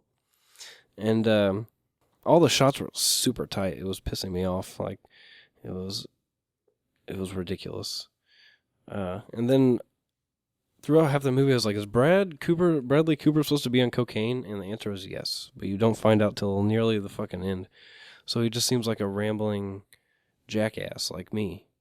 And then I also noticed that Louis C.K. had a great year. I think he's the key to the Oscar buzz this year. He was in Blue Jasmine and American Hustle. And also, I couldn't wait for his character to get his, which he did, and it was awesome. I like that guy. He's an underdog, a real scrappy guy. I like him. I also noticed that David O. Russell had a hard time keeping the camera still on one close-up, on one angle. Like, he had to pan down to someone's hands while they were doing important dialogue because the shot was so fucking tight. And then I could also get used to Bale's hair more than Jeremy Renner's, and Jeremy Renner's was authentic. It was, like, too much. And I observed it more than once. Like, Christian Bale had a horrible fucking comb-over, and it was ridiculous. We're going to get back to this. All right, Best Adapted Screenplay goes to John Ridley for 12 Years a Slave. Great job. I would say that he deserves this. From what I heard about Wolf of Wall Street, they left out quite a bit that could actually be, poignant to the movie and actually help it out. So I guess that was a negative for that. And Wolf of Wall Street would be kind of easy, I think, to adapt into a movie. Like, it's really easy. Show these guys getting fucked up on drugs and fucking people over. Before Midnight was like a sentimental favorite sort of thing to win, so probably, it didn't really have a chance, I don't think. Captain Phillips, I don't know. Like, all these seem like they all kind of wrote each other. All these seem like they, they could have been easy to, like, make into a script. Except 12 Years a Slave, because you would have to get, like, the dedication of these people, something insane. Like, to portray this horrible atrocity, It seems kind of rough, so I'm not upset for Best Adapted Screenplay going to 12 Years a Slave. Also because I believe I voted for it, so I should be ahead. Let's see, I bet Chris Break's trying to tell me the update. 12 out of 19. He is not doing too well, people. He's starting to lose it. I think he's losing control a bit. Now they do like 2 nominations at once now. They're kind of speeding it up. So here we go. Best Original Screenplay. This is going to be interesting. Now we're at the meat of the show. So Best Original Screenplay. We have nominees American Hustle, Blue Jasmine, Dallas Buyers Club, Her, and Nebraska, which is exciting. This is going to be a good one. This was like a hotly contested one. Please, dear God, do not go to American Hustle. Her. God, that's fucking great. Hell yes.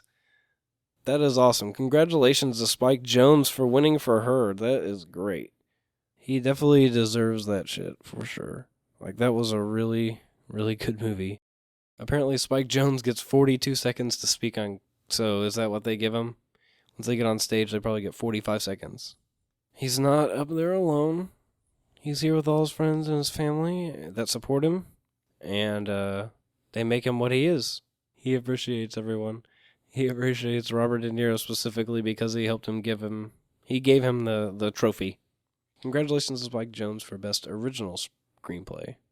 I'd like to give him that. I think I might have voted for that, but I hope I did because he deserved it. And back to my random observations for American Hustle.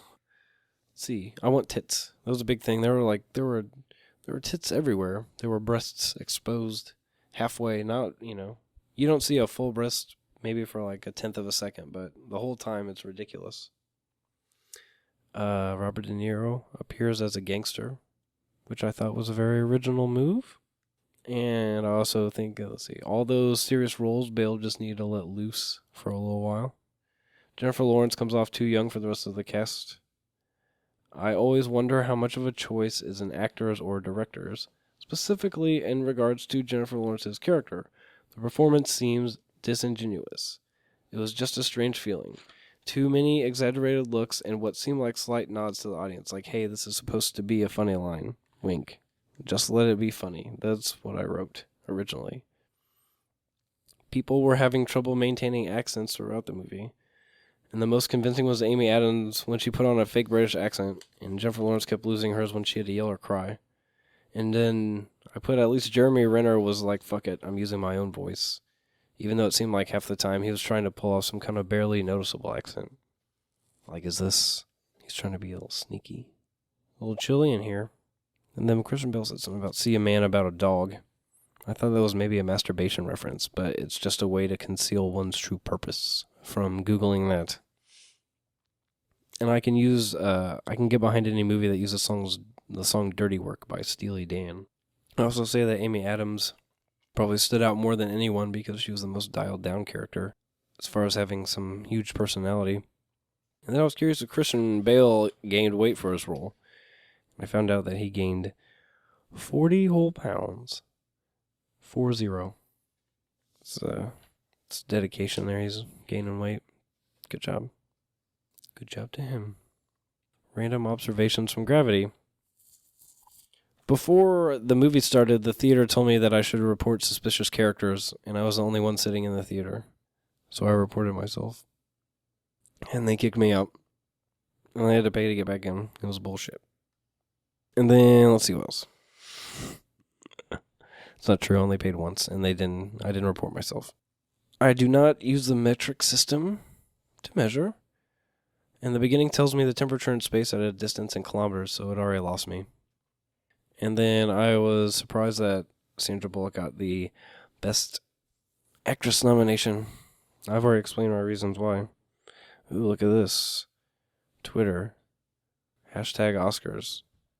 The guy who delivered pizzas to the Oscars is a real delivery man.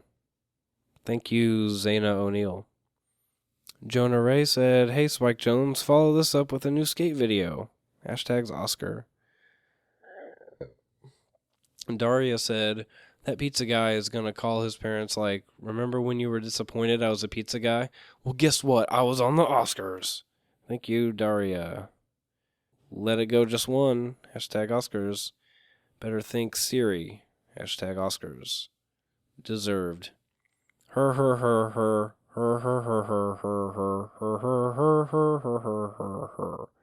From Jonah Ray. Twitter, come on, people. Let's get creative. Christy Vetter says, the whole world is watching the rest of the Oscars while I sit in bed online shopping and singing Let It Go to myself. Why do people like that song? And to the Oscars, the best clapping goes to Steve McQueen from Neon Trees. Good tweet, Neon Trees. Pharrell's hat sent out a tweet that says, best hat at Pharrell Williams. #Oscars. Michael J. Nelson says, so amazing to see the star of Little Fockers here at the Oscars. I should look up his other films. #Riff Tracks Oscars. Bad news, the Oscars will end sometime Tuesday. Sid Sextiero reports. So, there we go. Good job, Twitter. Thanks for all that great Oscar updates. Angelina Jolie and Sidney Poitier offer us some Oscar knowledge. Sidney Poitier is fucking dropping some knowledge on that shit. I feel like he knows he's about to die, and he's just telling people, it's like, keep doing what you're doing, because we need people to continue acting. Oh, here we go. Best Director. Nikki Fink reports on Twitter, 3 hours have passed already, and I'm still waiting for the Oscars to get memorable. @Zach Beacon says, @Andrew Schultz, you're missing the Oscars, you dummy. That's silly. Elle Magazine says, the best selfie ever and 17 other moments you might have missed from the Oscars. They already have a fucking article out about the 17 best moments of the Oscars, and it's not even over yet. There's still like an hour left to go. The big thing is the Oscar delivery guy is a real delivery guy, so way to go to him. Oh, shit. Best Director goes to Alfonso Cuarón for Gravity. I don't believe I got that correct. That's kind of upsetting. I'm so upset.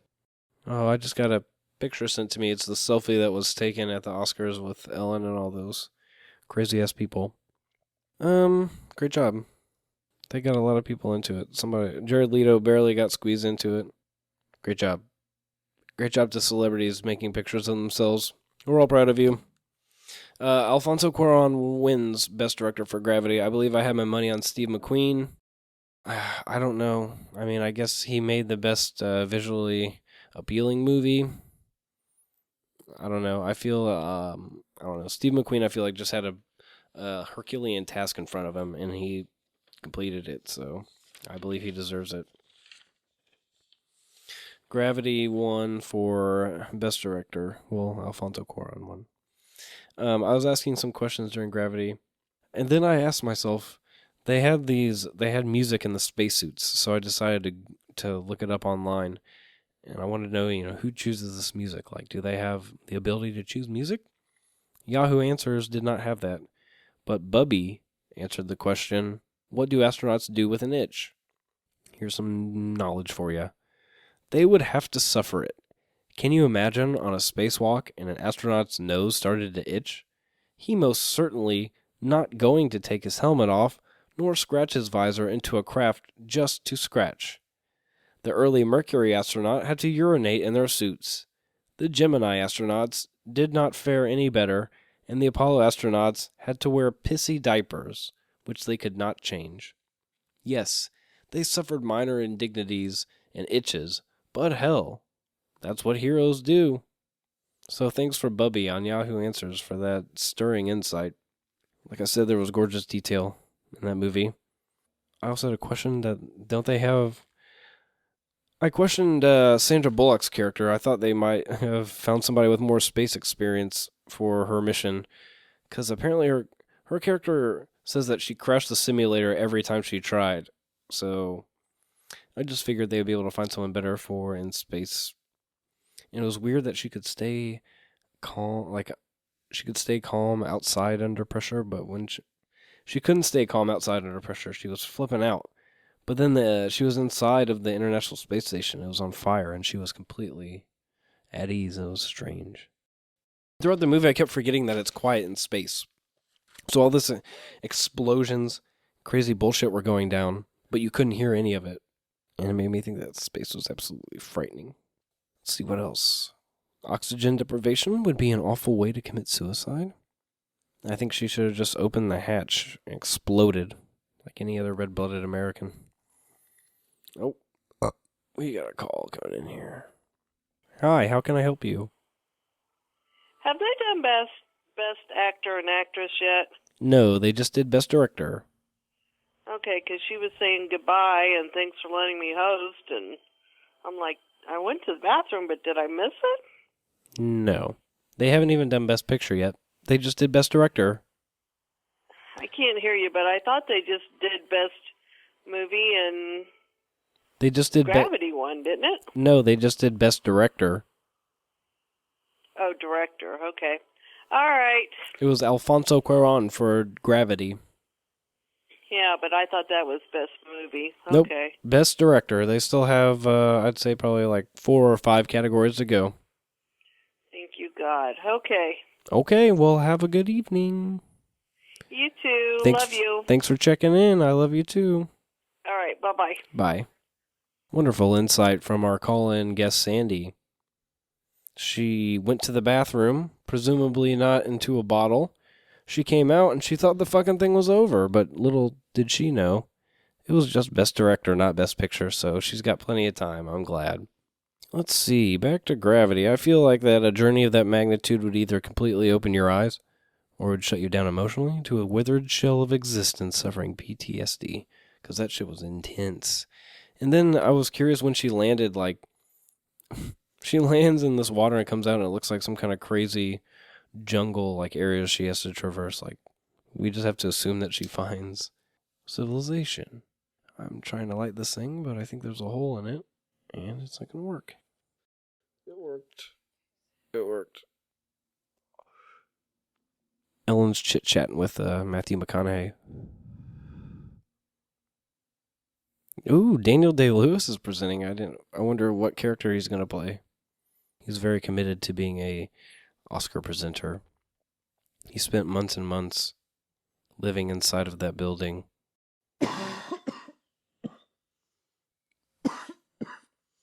All right.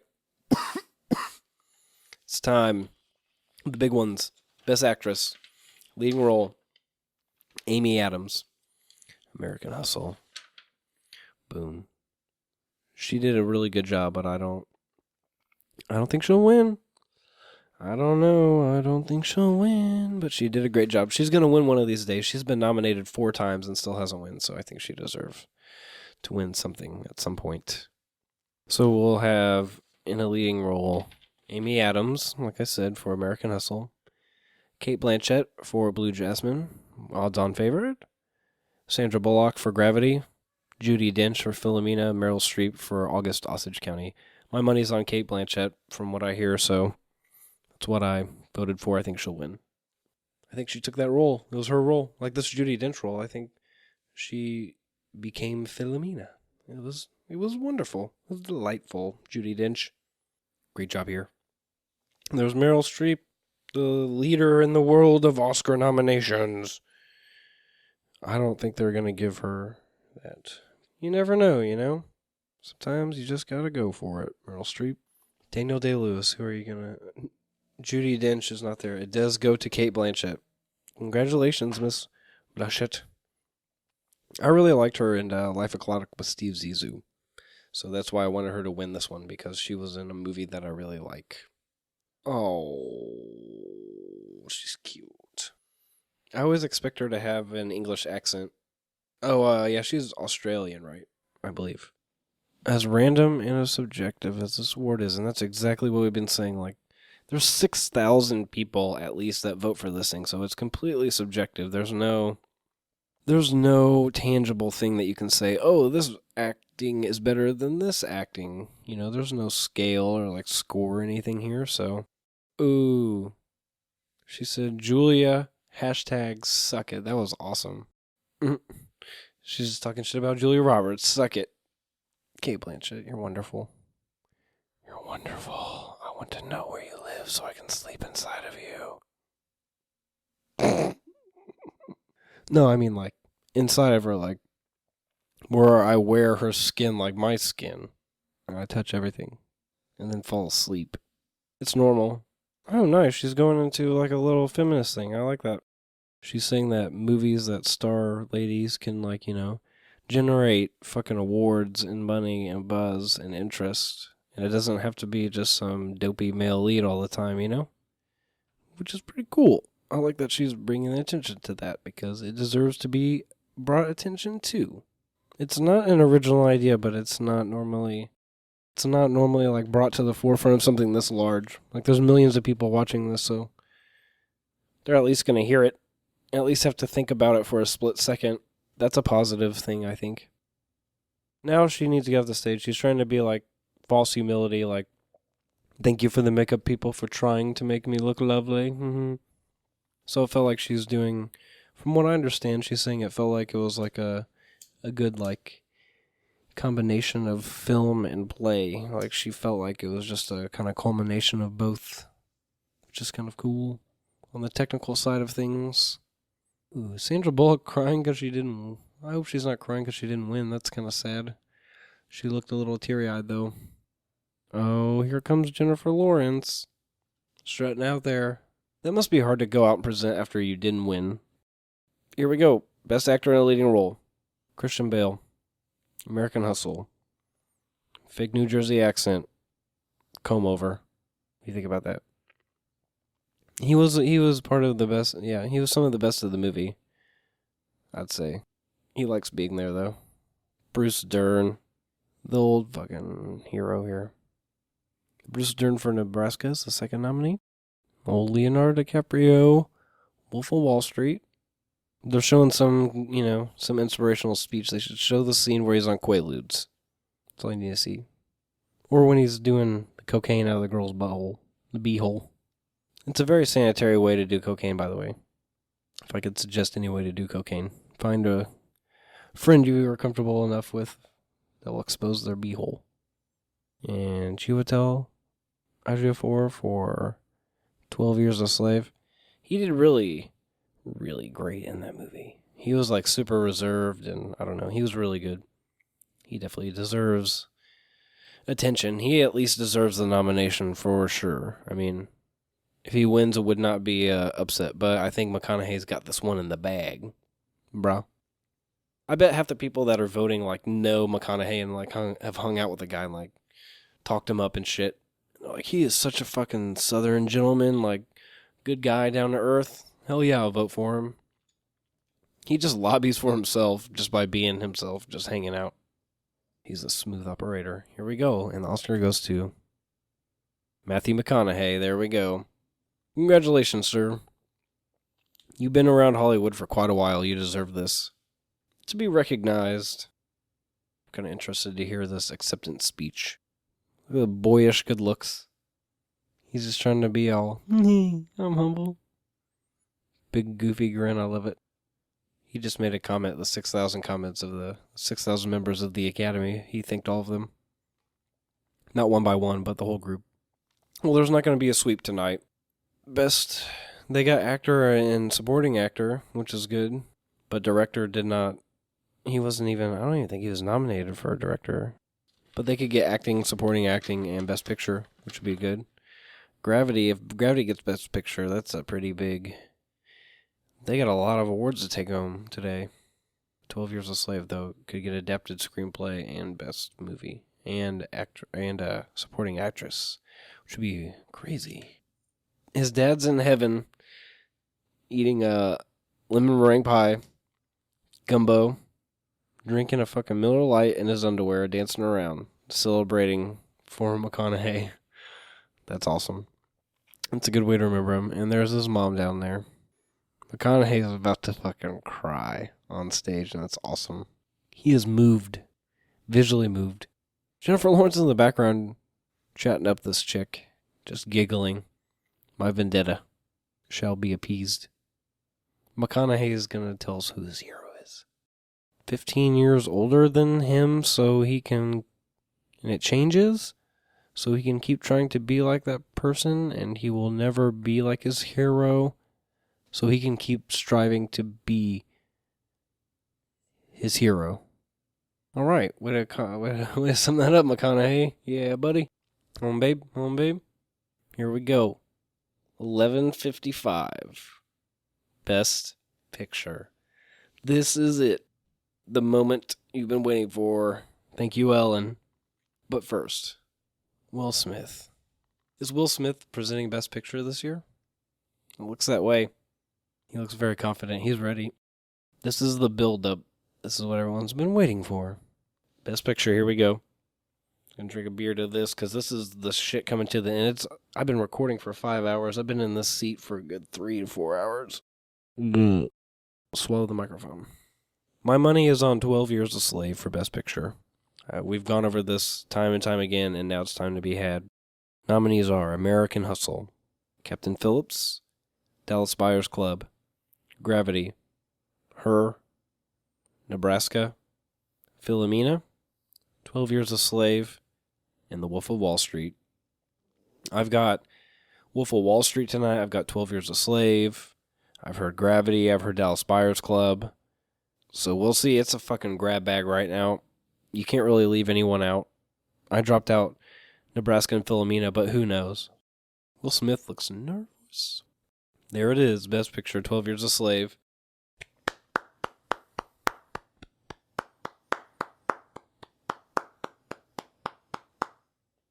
That's my applause. That's what it gets. I wonder who's going up there. McQueen didn't win Best Director, but he deserves it. So, 12 Years a Slave won Best Picture, Best Supporting Actress, and Best Adapted Screenplay. That's a pretty good, Brad Pitt's going up there. You were in the movie for like a good 20 minutes, or why you're the first one on stage accepting the award. Oh gosh, and Brad Pitt's the first one to talk. Let Steve McQueen fucking chat up a little bit. Come on. Paul Dano's up there. He was in it for a good 20 minutes as well. I forgot about that completely. I liked Paul Dano in that. Remind me of There Will Be Blood. His character in that, he's kind of just, eccentric bad guy. Says the N-word. Steve McQueen up there, baby. Not the one people would think of, but the other Steve McQueen. You gotta thank the Academy. Always gotta thank the Academy. It's interesting that they don't thank God as much as other professions. Professional athletes like to thank God a lot in their speeches. We'll see how this goes. He's gotta think of his publicists, like all the representatives at the fucking company, all that stuff. It's like watching NASCAR, and they got to think Coca-Cola and Gatorade and all that. You know, they got to think all their sponsors. You have to get everybody in. You got to make sure. That's why he has a fucking typed out list that's like a page long. Because he's like, if there's an opportunity for me to win, then, you know, if you're nominated along with 9 other contestants, then, you know, you got to take that shit. You got to prepare a speech. If you're one of 9, your chances are good. He has to think his wife. He wanted to do a story about a person that was born free, but then, you know, sold into slavery. But he was getting stuck, and his wife presented him with that book, and, like, he couldn't believe that he had not read that book yet. She helped him out, which is pretty cool. So he had to thank her. Dedicating the award to all the people who have suffered slavery and who are still suffering in slavery today. It's a good statement, because there are still a lot of people that are suffering around the world, including in the United States. They are slaves of a certain kind. A lot of sex workers and stuff like that. It's pretty bad. So it's a good social comment. But now they're going to go off stage in their designer gowns and whatnot and go schmooze and drink alcohol and open their goodie bags. And, you know, apparently we haven't come to a consensus, but whether they're going to probably hang their outfits up in a garment bag before they have sex. They're not going to just throw them on the ground because they're too expensive. We just have an official apology from Brian, our correspondent at the Oscars. He said, sorry, bro, I got too fucked up. I don't know what he's apologizing for, but it's okay. We had a great conversation with him. We're going to try and get one more comment, and then we're probably going to end the show here because it's been about 5 hours, so let's see what we got here. Hello. Hello, sir. How are you? Are you still on the show? It's over. Well, yeah, I'm still recording. I'm going to end it in a minute. I've been sitting in the same chair for about... I hear some static. I hope that's only on my end. Oh, it'll filter out. Did you have technical difficulties? Did everything fall apart? Because I got to tell you, I really commend you on being able to sit there and do that entire thing all the way through. Like that is something that I don't think I would have been able to do. Nothing fell apart. That's awesome. Not that I can tell. I mean, there was a power surge, and that almost fucking ruined it, but, you know. Yeah. Other than that, hold on one second. I'm trying to figure something out real fast, you know, on the fly. Let's hear a lot of dinging and banging around, I'm sure. Can I speak about something? Yeah, just give me 1 second, seriously.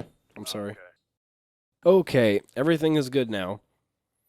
So we got Chris Brake back from the Chris Brake podcast. You said you wanted to speak on something. What would you like to speak on? I really enjoyed the flow of the show.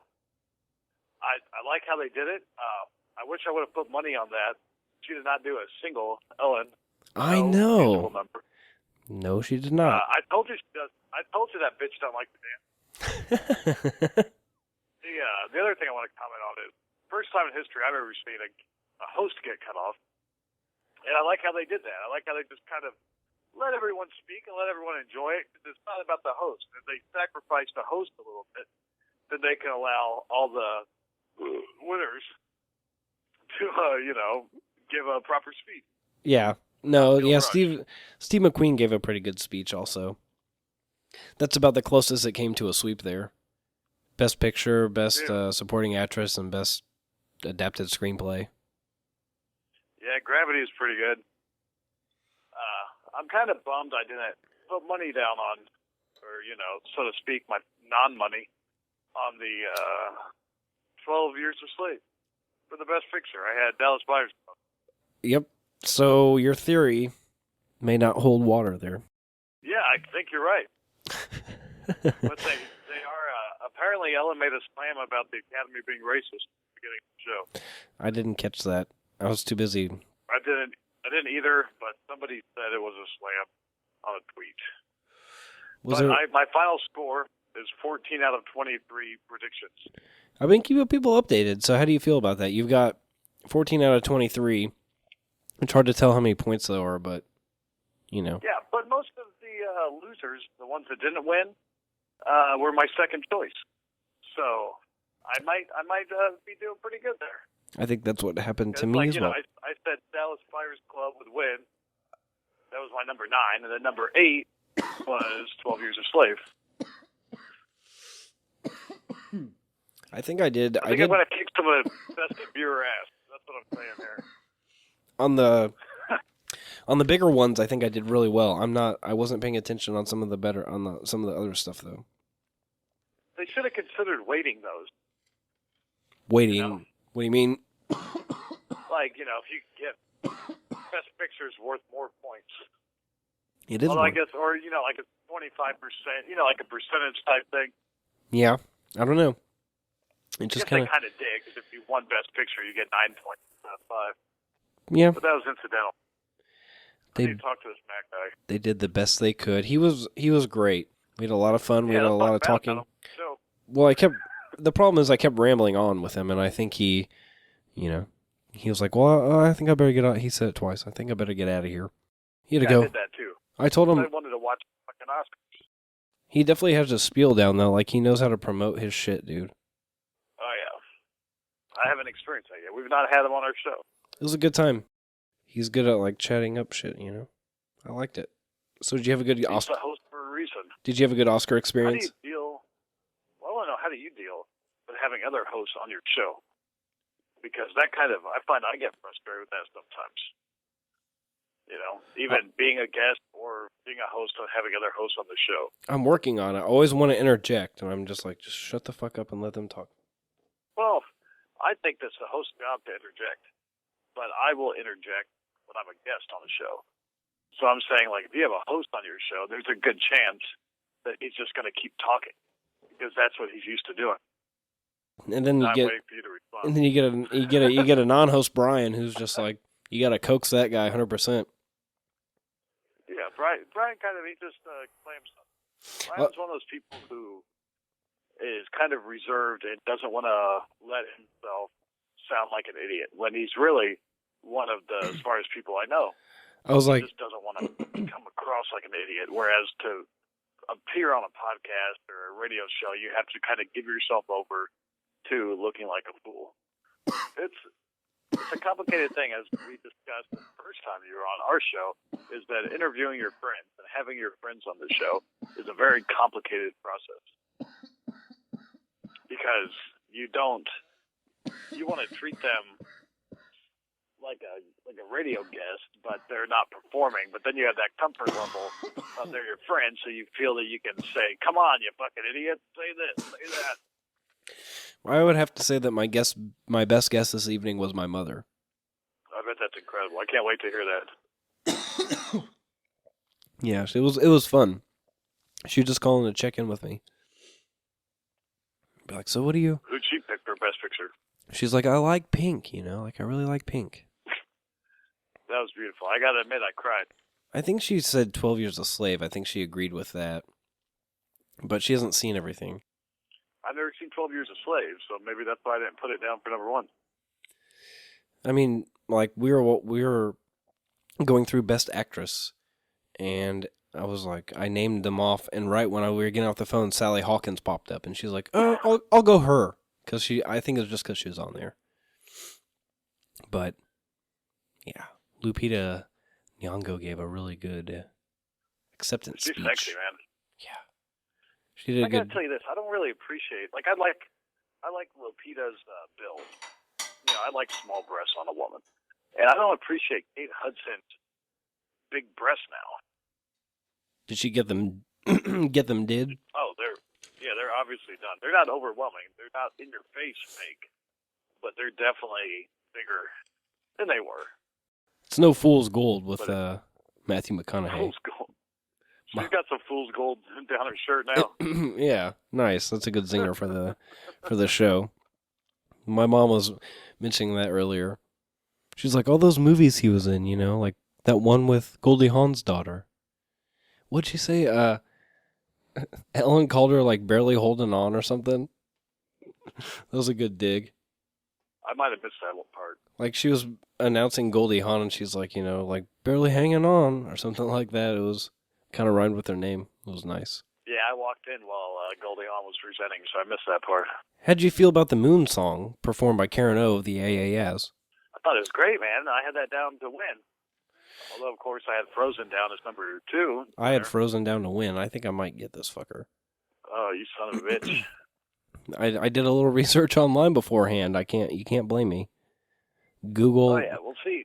That's what I tell my I might mom. have had an Google it. upper hand. Google it. You study the competition, so I might have had an upper hand because I kind of listened to all the things the OB guys were saying.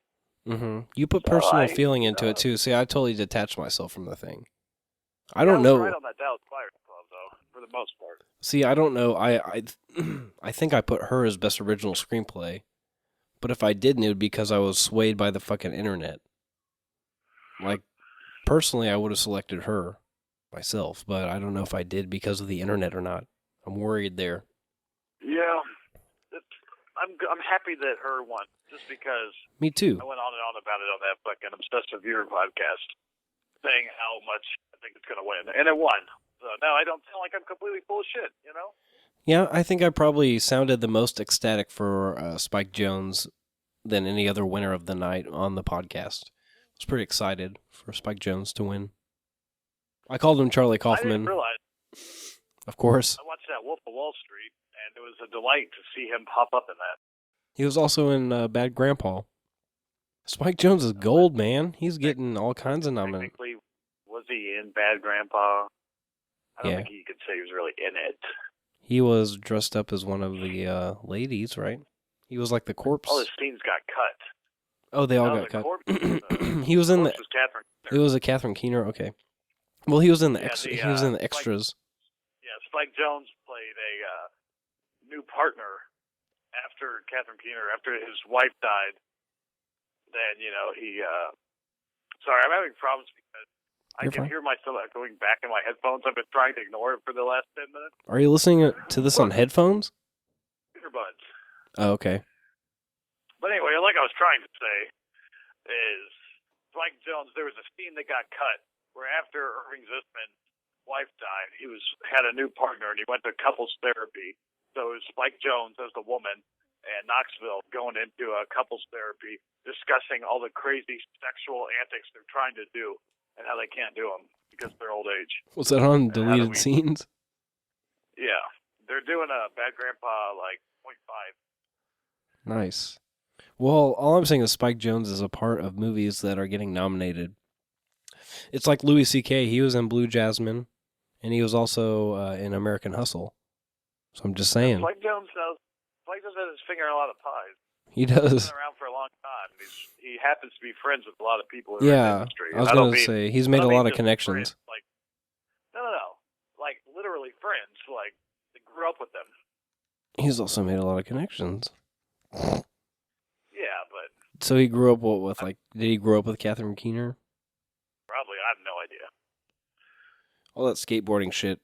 But, like, That's, yeah, Jeff Tremaine and Spike Jonze were good friends, I'm pretty sure, when they were kids. I'd like to report the movie buzzed. We're from Indianapolis, and on the Indianapolis news right now, Marion County barn fire. 1 horse killed. That's the report.